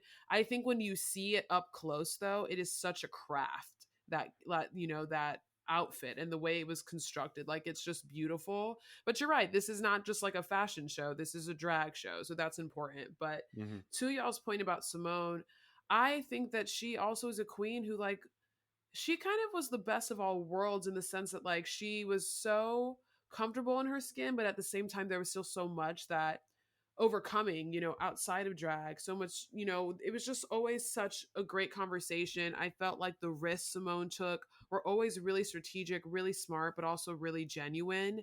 It just a really solid person, even outside of drag. Like, it just felt so beautiful to watch someone who really grew in that competition take home the trophy. Like, I knew from the moment I saw Simone, I was like, she's gonna win. She's gonna win. There was this extreme authenticity with who Simone is, and like seeing so like when you see Reggie and then when you see Simone, and to see that dichotomy and see this person try to like explore that part, especially like on national television, you know, like having Simone and Reggie kind of like explore one another and have Simone have that confidence along the way to Right. snatch that crown. You know, I thought when you look at Simone on Instagram too, like you still see like those two worlds and how Yeah. she's navigating through them, but always being true to each one when she's present in that space. And I feel like that is the type of queen that like you need right now. It's the queen that deserved these flowers and this crown, but most importantly, I think is going to showcase so much beauty and just expansion within kind of having that crown behind them and having that title. And Yeah. you know, I think of all the queens previously or most recently, like with Jada Essence Hall, like contenders, like queens who just came, they knew what they came to do, understood the assignment from day one. Mm-hmm. Though they ended up in the bottom, it was also sometimes because of the risks that they were taking, because they realized at some point in time they needed to do that in order to make themselves be that front runner, and most importantly, have the judges on their side and also the fan base. Yeah. You know, you And have to, there's some strategy. and I think it was really cool that like Simone Mm-hmm. she knew but she didn't believe it. She knew Mm. who she wanted to be. She knew the message she wanted to get across, but deep down I feel like she still had that Reggie, how many times Reggie in the back of her mind was put to the side, and how much even though Mm. she knew Reggie knew who they were, they were always kind of put down and so yeah, you're not that person, you shouldn't be that person. So she knew what she wanted to deliver, but I think we were able to see her grow into believing what she was actually delivering as well. I love that. Another amazing reason why Simone deserved to win, and we're glad that she won. Yeah. Yes, Michelle. I love that. Through. And I think that's a perfect wrap up, to talk about season 13. So, but on that same note, I think a big part of Drag Race that I really enjoy is when they are getting ready, when they are putting on. Oh my gosh. I'm just like, our videos are so delayed. So, like, I'm just seeing Their JP's finger claps. Yeah. But I do love watching them, I do love watching them put on their makeup, but I also love the conversations that they have, So I would say outside of these, this beautiful art form that we get to explore and, the design, the talent, the skill, Drag Race has also opened the door to a lot of conversation about gender expression, about identity, social activism, racism, bullying, mental health, so many different things. And so I was reading this in an article in Vulture. In the modern age, this is a direct quote from them. In the modern age, drag queens have risen from obscure gay bar performers to celebrities with an ever expanding social media reach. As entertainers who straddle the gender divide and are known for their irreverent outspokenness, they may seem to be in a particularly, unique position at this exact political moment to address the Republican pushback on the Me Too movement and transgender rights. So that was specific that they were talking about, obviously, because those are two issues that directly impact the LGBTQ plus community. But on a broader, extent, I just wanted to ask, do you think this show explores these topics in a really healthy and progressive way for the community? And do you think that, Drag Race becoming a space for activism really has a positive outcome for the LGBTQ plus community, especially given, the current impact on the transgender community? I mean, I think it does. This is one of the only, one of the only shows that I can think of that you're hearing their perspective from their own mouth. You're not getting a perspective based on a script that someone wrote that's most likely adding to certain stereotypes that society has already made about this community. So, like I said, when I first saw Gottmik, I was like, "Ooh, this is interesting." I mean, I was it was just something I had never seen before. So, but it was really nice to go on that journey with them and see how they felt, see why they made this decision. It kind of opened up my eyes to something different that I've never seen before. And like, even though I'm part of this community, that's something that I hadn't seen versus, a lot of people might not know anyone who's part of the community. So they might see something on television, and depending on how it's written or, something like that, now they have an opinion on it. But that person who probably wrote it is probably not someone who's part of the community. It's probably some person who's getting paid to, they're just getting paid to sell something that's not even true. But you're seeing this wonderful show that's showing art, just showing beauty, just sharing love. Who cares that they're drag queens, that they're gay, that they're who cares? They are spitting love. They are bringing attention to so many things that need attention to be brought to: mental health, loving yourself, loving each other, no matter the differences. So yes, I think this show in general is making so many strides for this community and people who call themselves allies and who are associated or know someone in the community, because they're hearing it from their own mouths, not someone else who thinks that they know us better than that we know each other. Okay. Look at Michelle spinning a word. Clap for her. She said, assignment is here. Assignment. I don't want to make too much noise in this microphone. So yes. And not the little hand clap. I will just say, like, Laomi. Oh my gosh, if y'all legendary. Not watching Legendary, get on legendary, it. Baby. Small tangent. But what's important? That's the next one. For me too, Michelle. The representation that you're seeing on the show, the representation and the conversations that are happening, through the show and because of the show are great. You see on many seasons that queens are building up their activism, understanding what it means to have this platform beyond just I'm here to brand myself and be and show myself as an entertainer, but the messages that they're here to spread are very intersectional, and understanding what that means both for themselves, for their fellow sisters, for the program, and also for the fandom. I do appreciate that there are moments where that accountability is also mentioned by the queens about the fandom specifically, being racist at times, and queens of color who are not getting that same treatment, whether that be at some of like the drag cons or any events that they go to, and they can see that, certain fans want to only take pictures with certain people. I don't know if you've seen like the Work the World tour series on Wow Presents, but No. Asia O'Hara does talks about that, and it's like seeing that and hearing that, just continues to open my eyes, because more queens of color are speaking about those experiences, and it's just like important to know that as the show becomes more popular, more opinions will be thrust. And it's like, how do you continue to provide that support for queens of color who are delivering so much on the runway, delivering so much for this show, but the audience members aren't understanding what that means, and they have those particular comments, those racist comments, just to they think they're being shady, or they think they're just showing their opinion, but that's not what that is. And so just continuously educating those that join the fan base time and time again, and even just those that have been following it since the beginning, like continue to educate yourself and understand like how the show's progressed, but also keep the show accountable for certain things.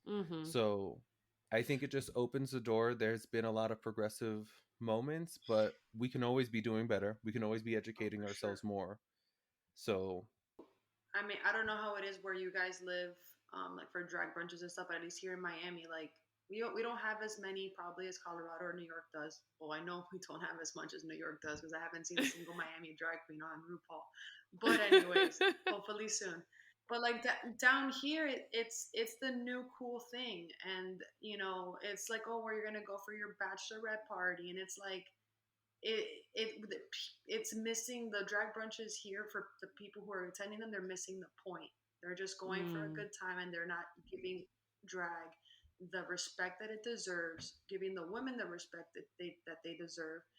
So another reason why I think RuPaul is great is because the drag brunches, while they're fun and I've also enjoyed them, it gives that's all people kind of sometimes see, and they get the wrong perspective from it, and then people on RuPaul come in and say no, that's not. I use that as a form of art, to use it as a platform to elevate our community, to elevate just the improvement for all people. Wow. So I RuPaul love is that. doing great I things. love that. And I think that's a very fair point. We live in three different places, demographically. In New York, mhm. drag culture. I still think for me, when I first moved to New York, and that's also just because like my own exploration of my identity has changed over time. But I would definitely say drag culture in New York also has continued to grow. I felt like at a certain point it felt a little more underground, and now it's more mainstream. But it kind of ties into my next question, which we're talking about the impact on the LGBTQ plus community, which, like to your point, Michelle, I think has been profound in so many ways and has evolved over time. But I think we can also say, based on what I said in the background very early on in this segment, Drag Race is now on VH1. Drag Race has become more mainstream. Drag Race is winning Emmys. It's on a popular TV network. So I'm also curious, do you think Drag Race has an influence on quote unquote straight culture? And do you think that it's genuine or performative? And I feel like, based on what you just said, Michelle, some of it might feel just not necessarily consciously performative or disingenuous, but just like people aren't getting the messages. So I wonder if you think Drag Race is educating, people who don't identify with being LGBTQ plus IA, there's really so many different sorts of ways to identify. What is your viewpoint on that?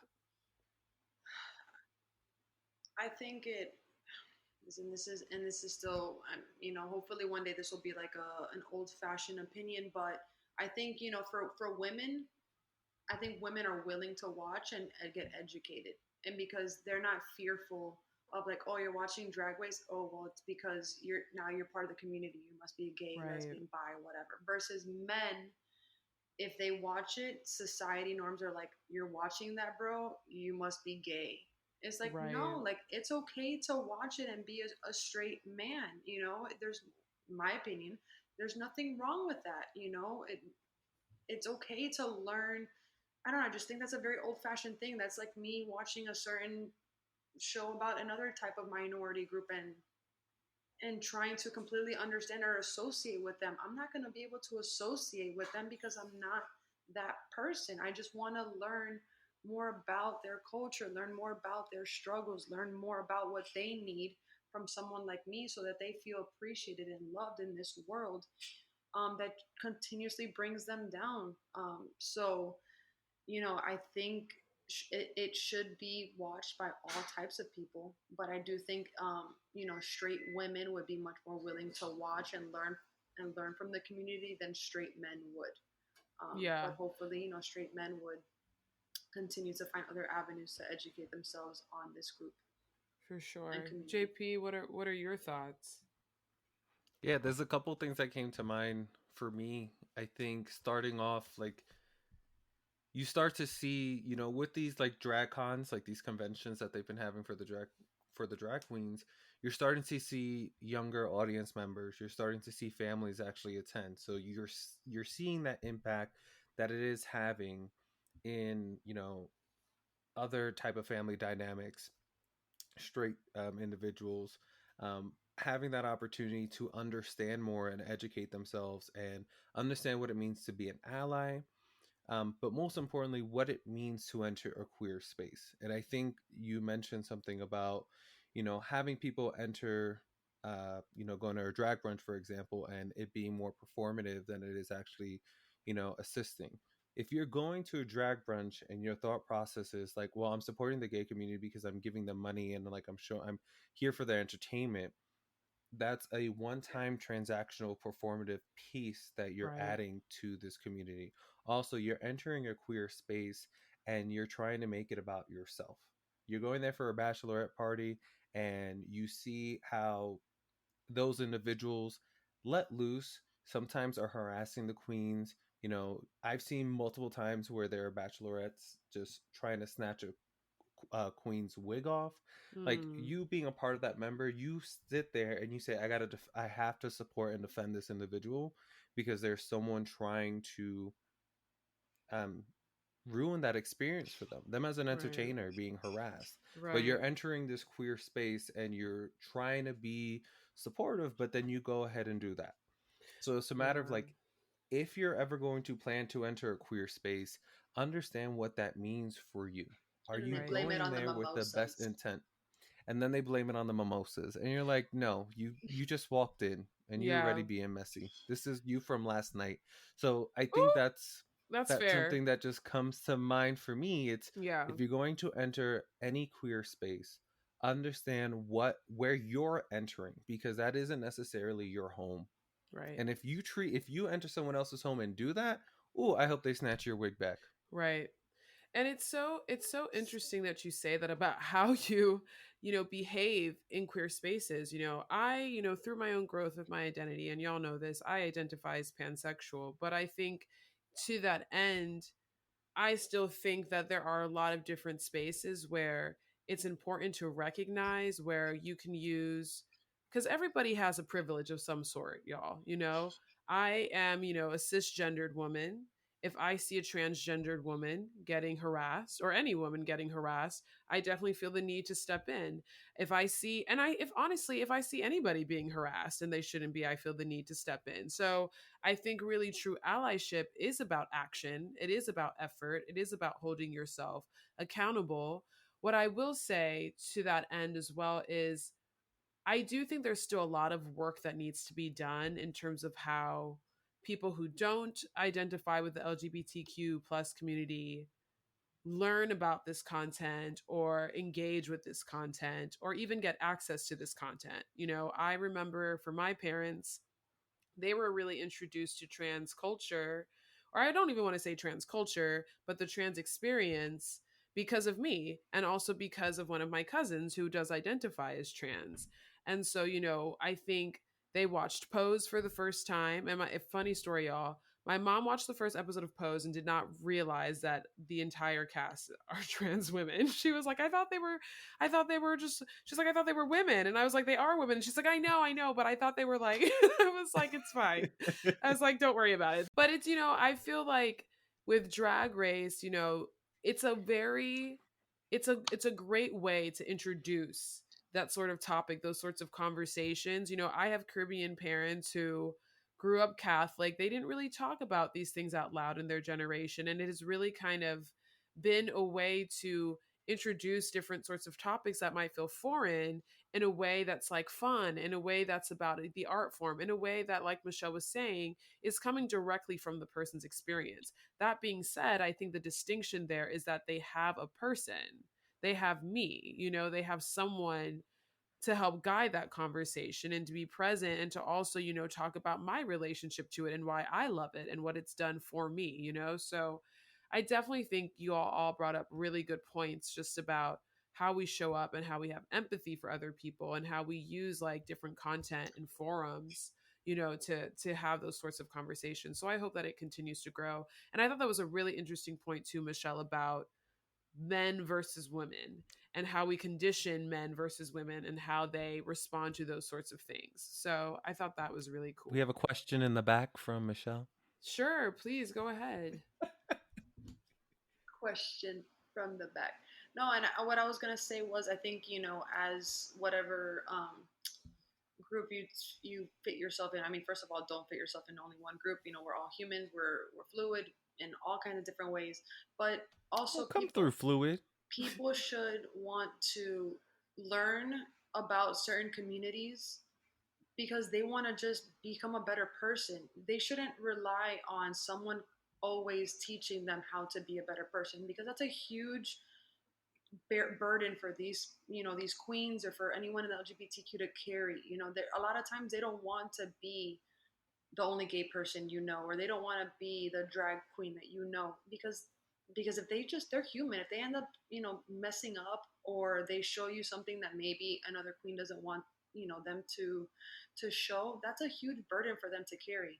So what I would say is, if no matter what type of person you associate yourself with, or what kind of box you might fit yourself in, when you want to learn from others, don't just go to that one person. Do your own research, figure it out for yourself, then ask questions. Because if you're just, there's a huge burden for these people to carry, to kind of teach you on things you should already know. Obviously, you should just know to love someone. Doesn't matter what they are, who they are. They're a different person. There's certain rights and wrongs, but just don't educate yourself. Don't just automatically see something on television and now that's your opinion, that's reality. No, that's not always the case either. To that too, Michelle, like, don't assume that someone's a gatekeeper to all the information that's out there. I'm not Google. I'm not Ask Jeeves. Take the time. If you have the time to ask me that question, in the same time it took you to ask me that question, you could have gone online and found the best resources, found a book that's going to help you understand the experience. And then what I myself as a queer person would appreciate, if you actually took the time and did some research and came to me with a particular question about something new that you learned, you experienced, because then that opens a dialogue for the two of us and expands our education. But when you rely on one person and their own specific experience or understanding, you're not going to get that far. So I love this, y'all. I wish we could talk for so much longer. We are rounding up on our hour, and I want to do one last question, but I also want to do a quick rapid round. Michelle, we're probably going to have to sit this one out because we don't know all these queens, but I'm going to do, so I looked up who the top 5 influential drag queens are from Drag Race, basically of all time, or just so far. And JP, I would love for you to just give me one word to describe the queens, okay? We're going to do top 5. Actually, we're going to do, let's do top 10, okay? So for the very first I don't know if queen, I could do one word. I may need to do like a sentence. Okay, we can do a sentence or like a Okay. phrase. Absolutely. Okay, you ready? Yes. Okay. So your first, actually, I'm going to go from bottom to top. So number 10, the 10th most influential queen is Latrice Royale. Oh, honey, get those nuts away from my face. Iconic line from her season. Latrice is Latrice, when you see her, she's warm, she's inviting, she lets queens understand if you want to last long in this industry, you need to be congenial and step up to the plate. That's what Oh, I'll say I about love Latrice. that. Okay. Number 9 is Willem. I can also give you like special phrases that they've said. Okay, I love that. Willem. Willem, I don't want to say cutthroat, but Willem is very direct, but she knows her worth. And she's written a really great book that she's made sure that queens understand what they're getting themselves into when entering the entertainment industry and how to make it work for them. So period. Poo. Okay, number 8, and a personal fave of mine, Bob the Drag Queen. Okay, first of all, Bob the Drag Queen needs to be number 1 because Bob the Drag Queen is my number 1. Just say that. But the work that Bob's done with like the Black Queer Town Hall in New York City with Peppermint, like Bob, first of all, Bob is the best host, interviewer that has ever come from Drag Race. So Bob, if you're listening, please make sure you get your own show. Ooh. So that way we can see you on air consistently. I know you got your YouTube channel, but you need your own show. And people should definitely check out that YouTube channel because there are very engaging conversations on there. He has very intriguing guests, y'all. One of them, which I think someone he spoke to was like a very right-wing person, and it was a very intriguing conversation. It was a light-skinned young I'm not going to give him the clout. Don't give him the clout. Don't give him the clout. They know who they are. Correct. Number 7, Alaska Thunderfuck. Yes, Alaska. What can you say? But hi. Yes. Just creative, witty, innovative. Like you look at her season from season 5, you see what she came and brought back from All Stars 2, and just like the individual shows, she sings very well. Like this queen knew the formula the first time around, though fell short, came back for All Stars 2 and gave it. Gave it. Okay, number 6, Adore Delano. I have mixed feelings. Party. Another great singer. One of the best top 3s, or best just top 3. She was in the top 3 that we've ever had in Drag Race.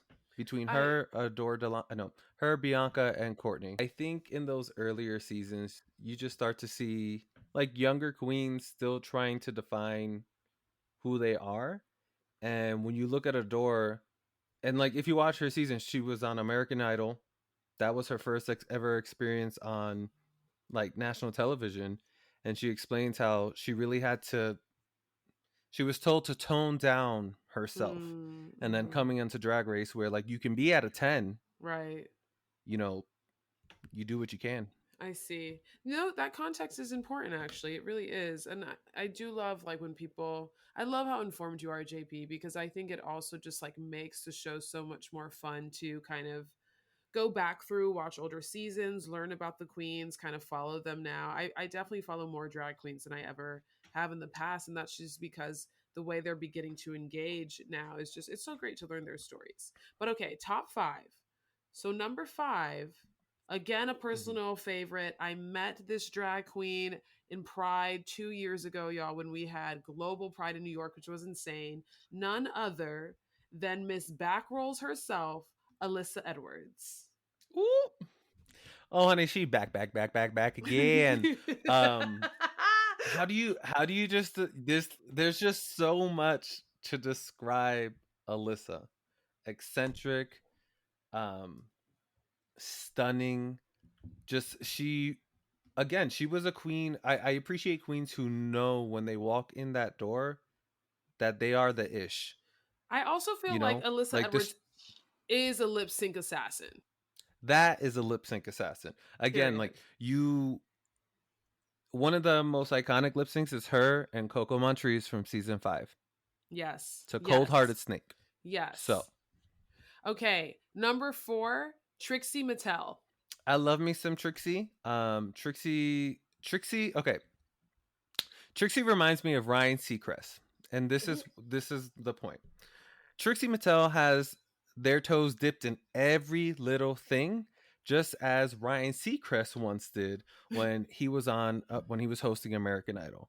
And at that time, Ryan Seacrest had like so many different elements to making himself out there. And when you think about Trixie Mattel, that's how she was able to come back from her season after being eliminated twice, coming back for All Stars 3, and now becoming this household name, this brand, having her own cosmetic line. You know, on YouTube, she has an actual video of like the office tour of her company, but she's bounced back so beautifully. And so that's something, a mogul. I And, love it. I love it. Number 3, Courtney Act. I've also met Courtney Act. Courtney Act. For me, Courtney definitely was just stunning in her season. Clearly can sing. I definitely loved everything she was doing even after the show. I think she was on Celebrity Big Brother in Australia, and I think she won. I don't recall.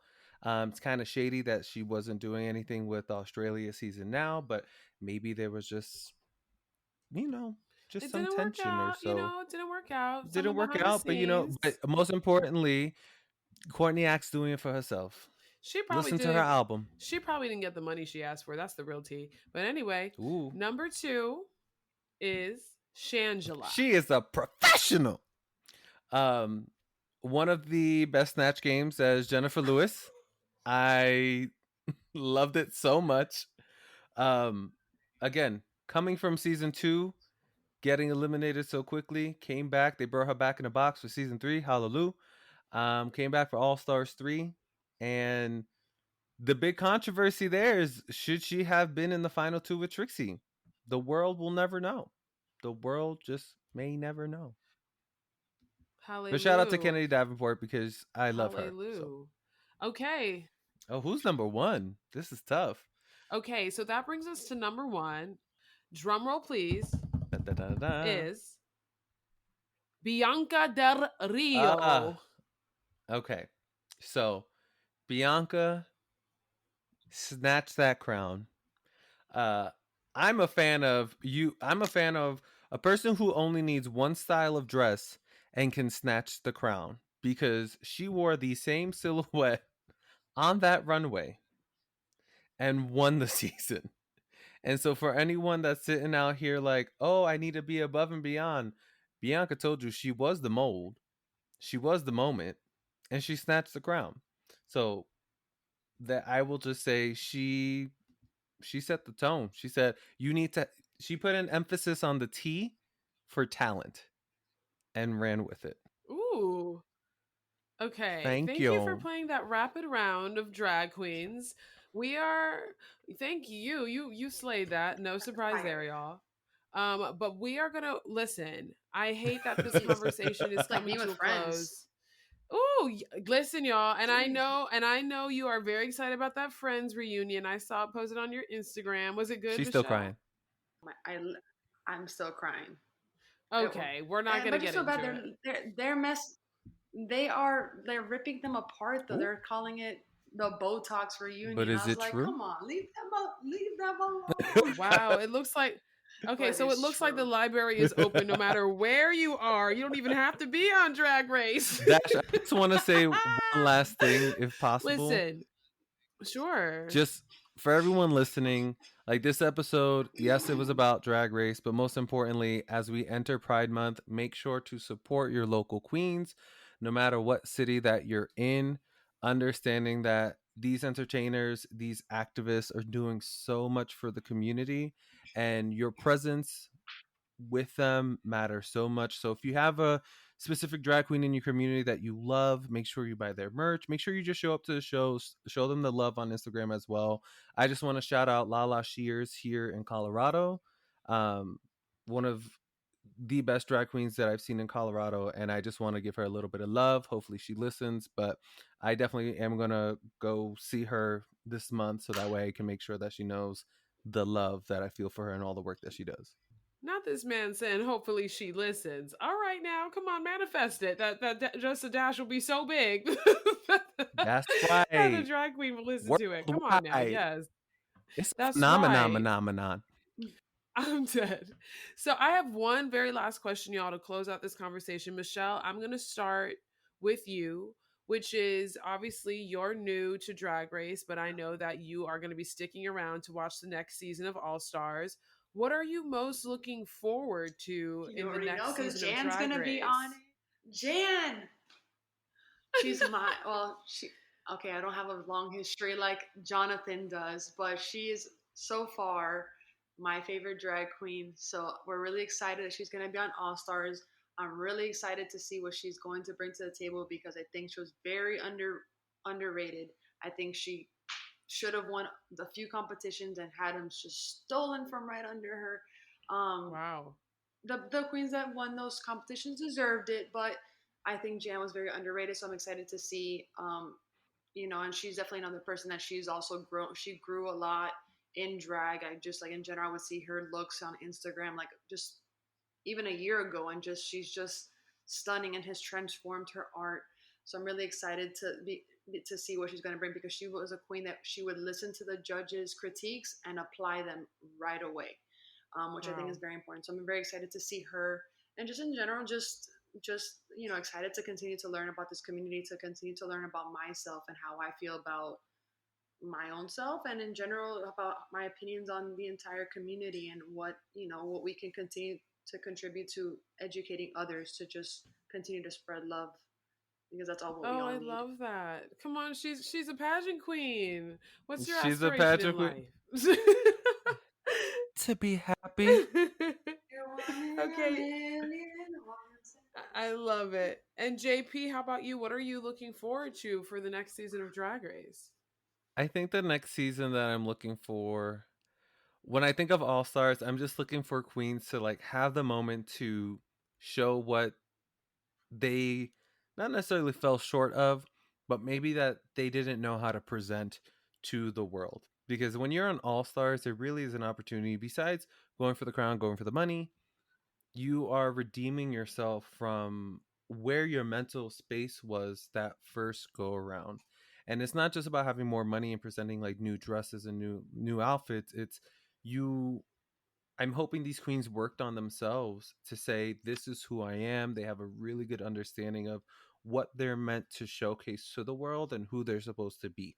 Because I think that will help you manifest you taking the crown, because we've seen time and time again, whether you call it confidence, whether you call it arrogance, if you come prepared and do your homework and have your binder ready, you can win the crown.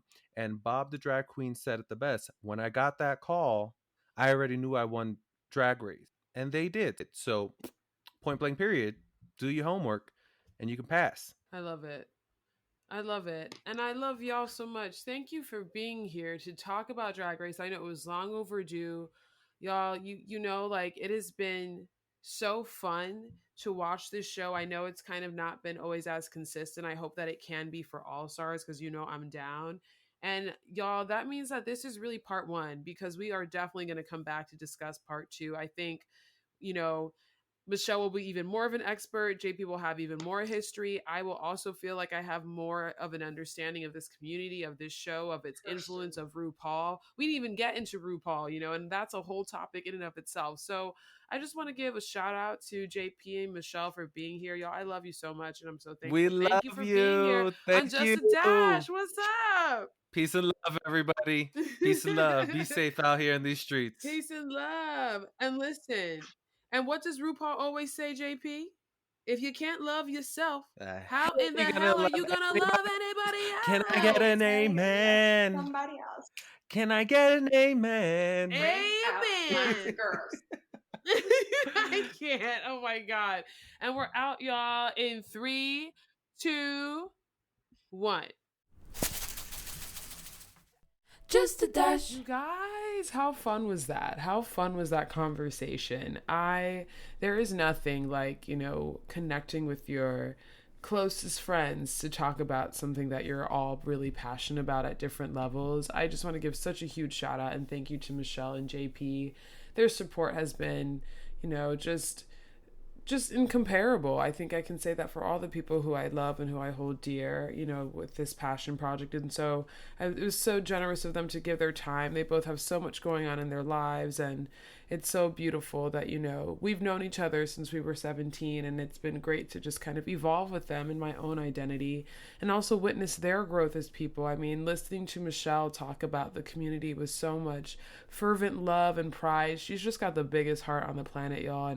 And to hear it come across is just always like, it just tugs on my heartstrings. And JP, who's just always so informed, JP is definitely, in so many ways my intellectual match. He just is such a great person to learn from. So exciting to have had that conversation with them. I hope y'all learned something new from it. If you weren't familiar with drag culture or drag race, I hope y'all enjoyed the tea and the shade of it all. It honestly was just so enjoyable for me to share the space with two people who I just continually love to see grow.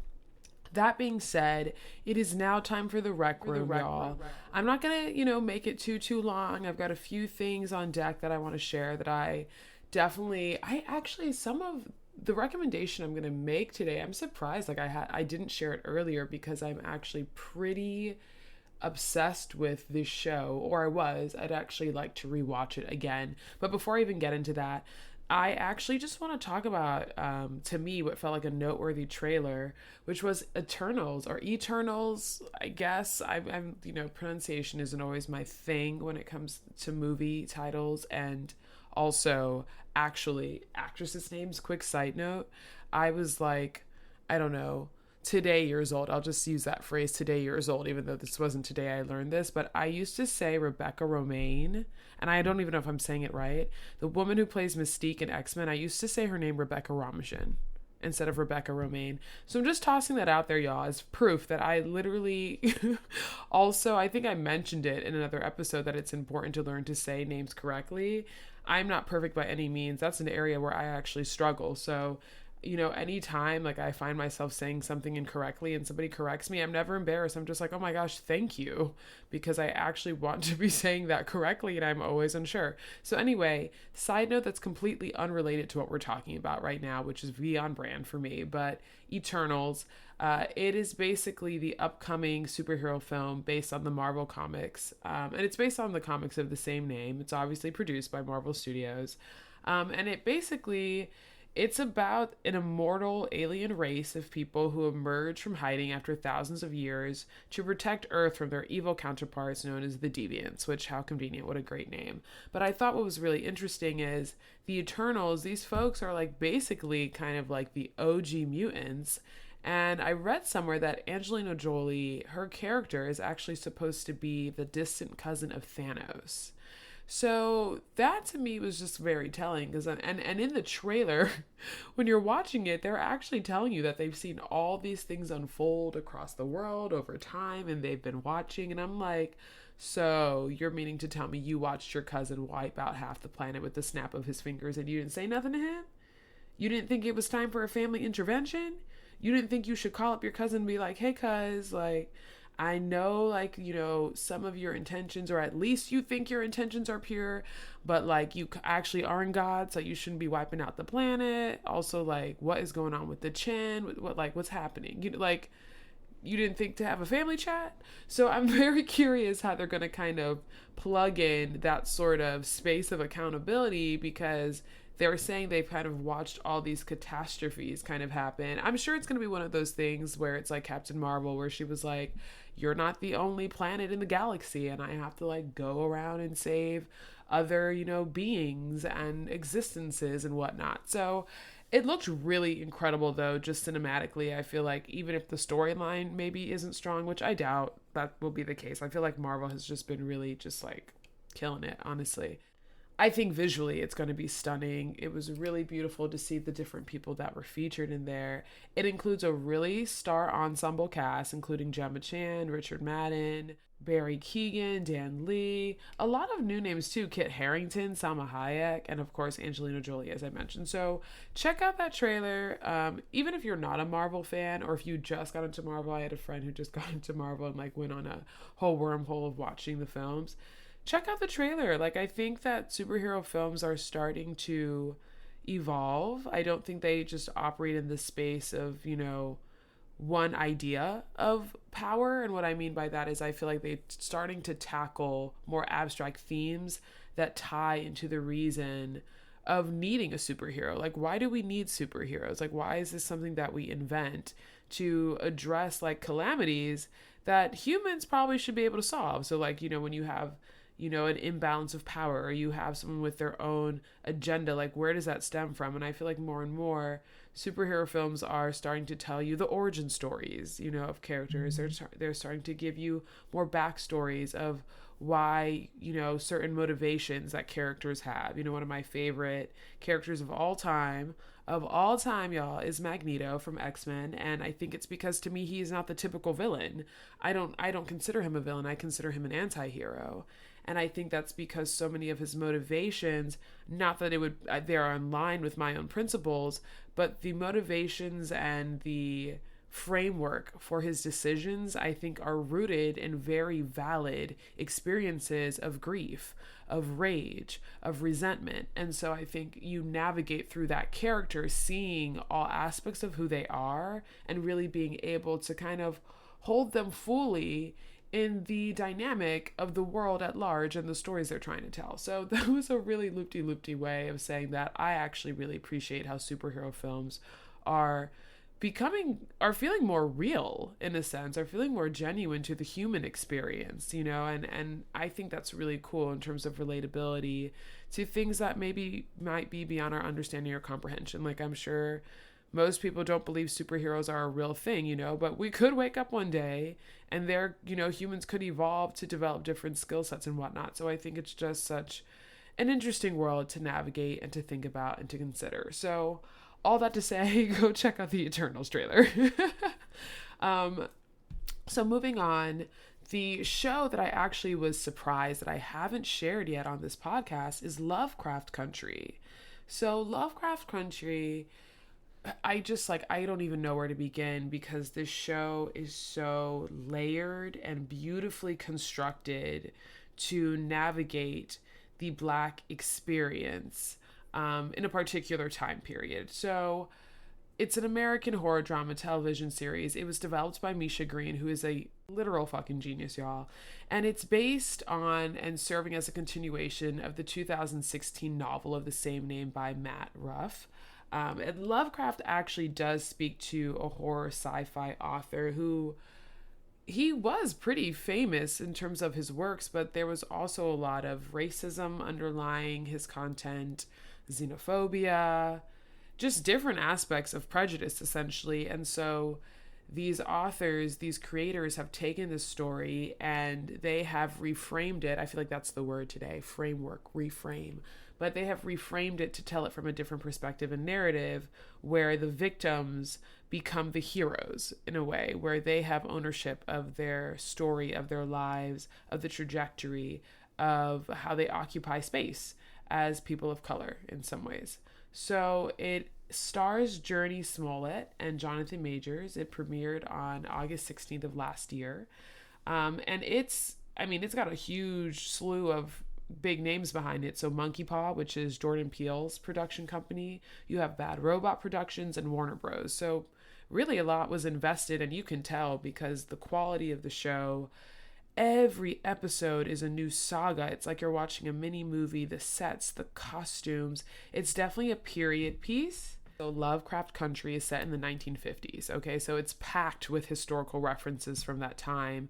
And as African Americans in the show's main characters, you know, they experience racism at every turn. So for example, you know, the dangers of sundown town. So if you don't know what a sundown town is, it's basically if a Black person was out after a certain time, the risk for them to get lynched, the likelihood for them to be arrested or for them to be basically just harassed was increased basically by 100%. Also, there were rules in some places that they couldn't be out after a certain time. So there are just different towns that were known as that basically, if you stay later in the evening, the chance of you being alive by the morning is very slim. So it really was just, in some ways it's a very visceral show, but I think it's a very educational show, and I think it's incredibly entertaining. So to give a little more context as well, it follows Atticus Freeman, that's the main character, as he joins up with his friend Letitia and his uncle George to embark on a road trip across Jim Crow America in search of his missing father, okay? And it begins as a struggle to survive and overcome racist terrors of white America and these terrifying monsters that really they're kind of taken out of the Lovecraft paperback novels. But it also establishes it as this continuity of different events and narratives that can be rewritten in the Black experience if we had ownership of our stories, if we had ownership of our magic. And yes, I'm saying magic because remember, aspects of this are horror, but aspects of it are sci-fi. So you get to tap into just a completely different genre of Black culture. It is very much Black futurism tied into the past. And it's really, really just so incredible how it all comes together. What I will say about this show is I don't think it's slow moving at all. I just think it's a slow burn. And personally, I'm really a big fan of storylines, films, like books, movies, shows that are a slow burn because it makes it so satisfying to want to return to that content and see what you might have missed the first time because you were being too impatient. I don't know about y'all, but sometimes I watch a show and I'm like, okay, like I just like want to get to the crux of the situation or the crux of the conflict or like when's the fight gonna happen? Like I'm so busy wanting it to get to that point that I sometimes miss the nuggets along the way that are so essential to the story at large. And so I really appreciate shows like Lovecraft Country because there's so much detail, historical reference, different identities, intersectionalities of stories. Just like the Black experience it's so vast.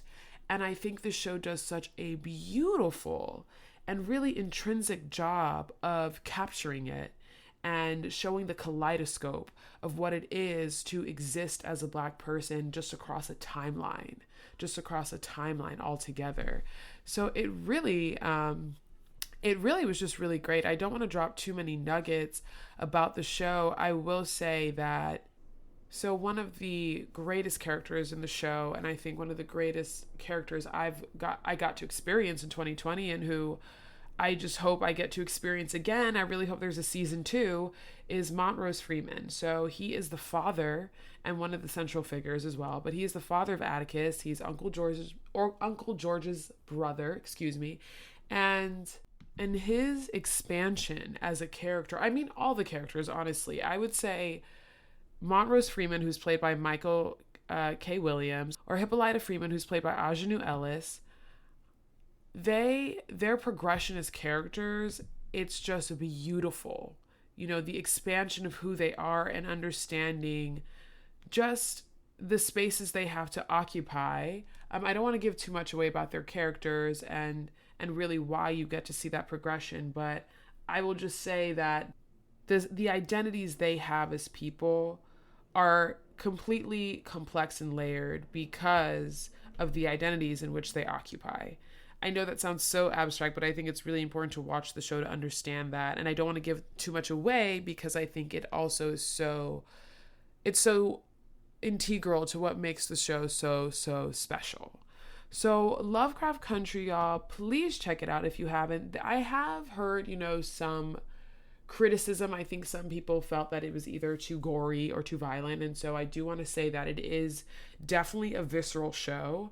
Not only just in terms of the storyline, like it's very engaging, it's very action-packed, but just the history that's presented.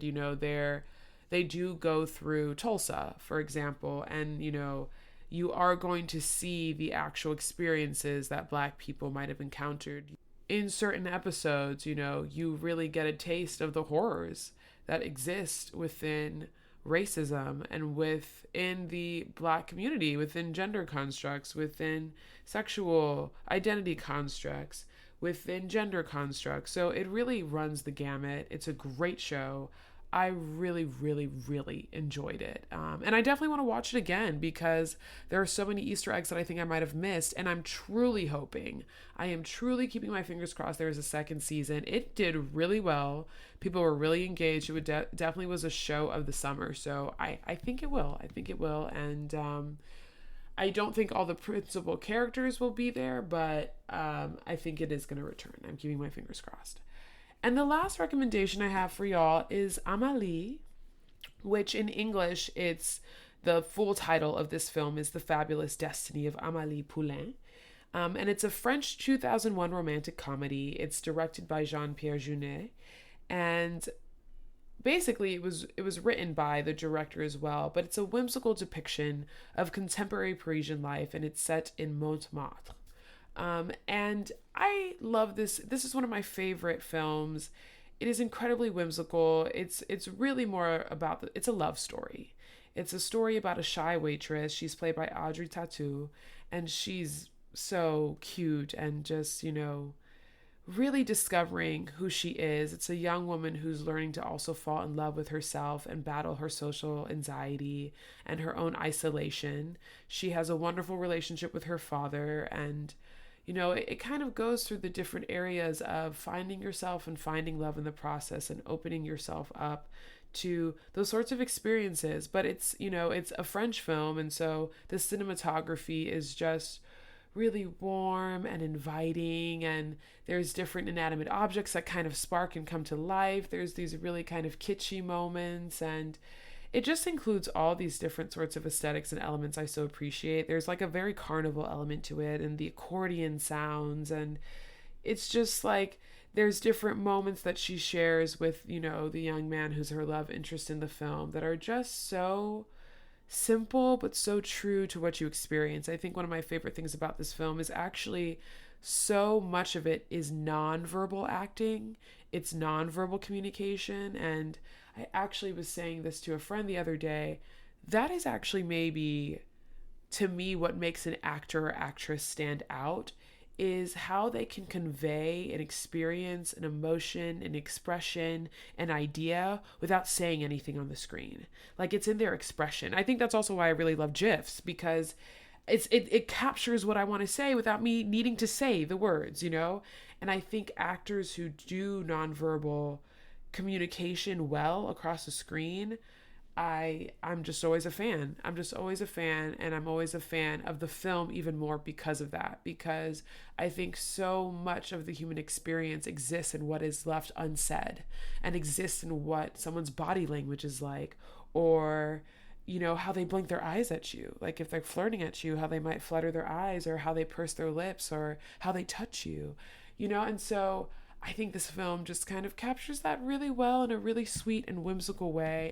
So another thing I will say too is that Amélie also has a really active imagination and a mischievous personality. So that also kind of ties into the different ways that she kind of finds herself involved in all these little adventures that happen along the way. And her life is not, you know, her life is whimsical even in the aspects of it that are filled with grief. So one thing I will say is her mother, she lives with her father, but her mother died. But the way her mother died was because she was killed by another person who was committing suicide. So they landed on top of her. So none of these things are funny, but the way it's presented, it's just almost like, what are the chances? And so, you know, she goes through kind of this different track of meeting different people and just kind of discovering herself along the way. And there are different storylines intertwined. It's not just about her, but it's definitely a cat and mouse game with her love interest. His name is Nino. And so it really is just such a fun little tale. And I think it's a great little summer film just to kind of lightly kick off, you know, a summer day. If you're not in the best mood, or if like you need just something to kind of like shake off that gray feeling. You know I said very early on in the podcast that like that I just had a shitty couple of weeks, you know? Amelie is one of those films that just kind of like helps me release all that. And it's just like a good time. It's an enjoyable film. And I will also say I'm obsessed with the soundtrack. It is by Jan Tiersen. He is one of my favorite composers of all time. I just really vibe with his music. It is very whimsical. He actually he compiled all the soundtracks for Amelie, and it was from his own original music. So he actually didn't create music for the film. He pulled from his own library and his own recordings and collaborations, which was really wonderful. But he is a French musician and composer, so I guess he has another recommendation. His name is Jan-Pierre Tiersen, but he goes by Jan Tiersen. And his film scores are just... they just really capture the warmth and the wholesomeness of what it is to be human and what it is to be complicated and what it is to fall in love. I listen to his music all the time when I'm working, when I'm not recording for the podcast. So that is your recommendations for this week, y'all. I really hope you enjoyed this episode. It was a really fun one for me. I think there was a lot of moments where I just, I struggled this week to kind of get the podcast edited and off the ground, and even to do all the social media work. Sometimes all of Just a Dash really is just a lot, but it was really great to be able to navigate through all those emotions and those feelings and all the things that are in my mind in this safe space. So I hope y'all have an amazing week ahead. I know this is coming out on Wednesday, so you'll be listening to it possibly at the end of the week or in the middle of the week, but I hope you have a fantastic fucking weekend. I hope you take care of yourself. I hope that if it hasn't been the best, that you remind yourself how special, important, and that you're human, that you extend yourself some grace. So much love. Please remember the world is a better place because you are in it, and I will catch you on the airwaves next time, sweet peas. Take care.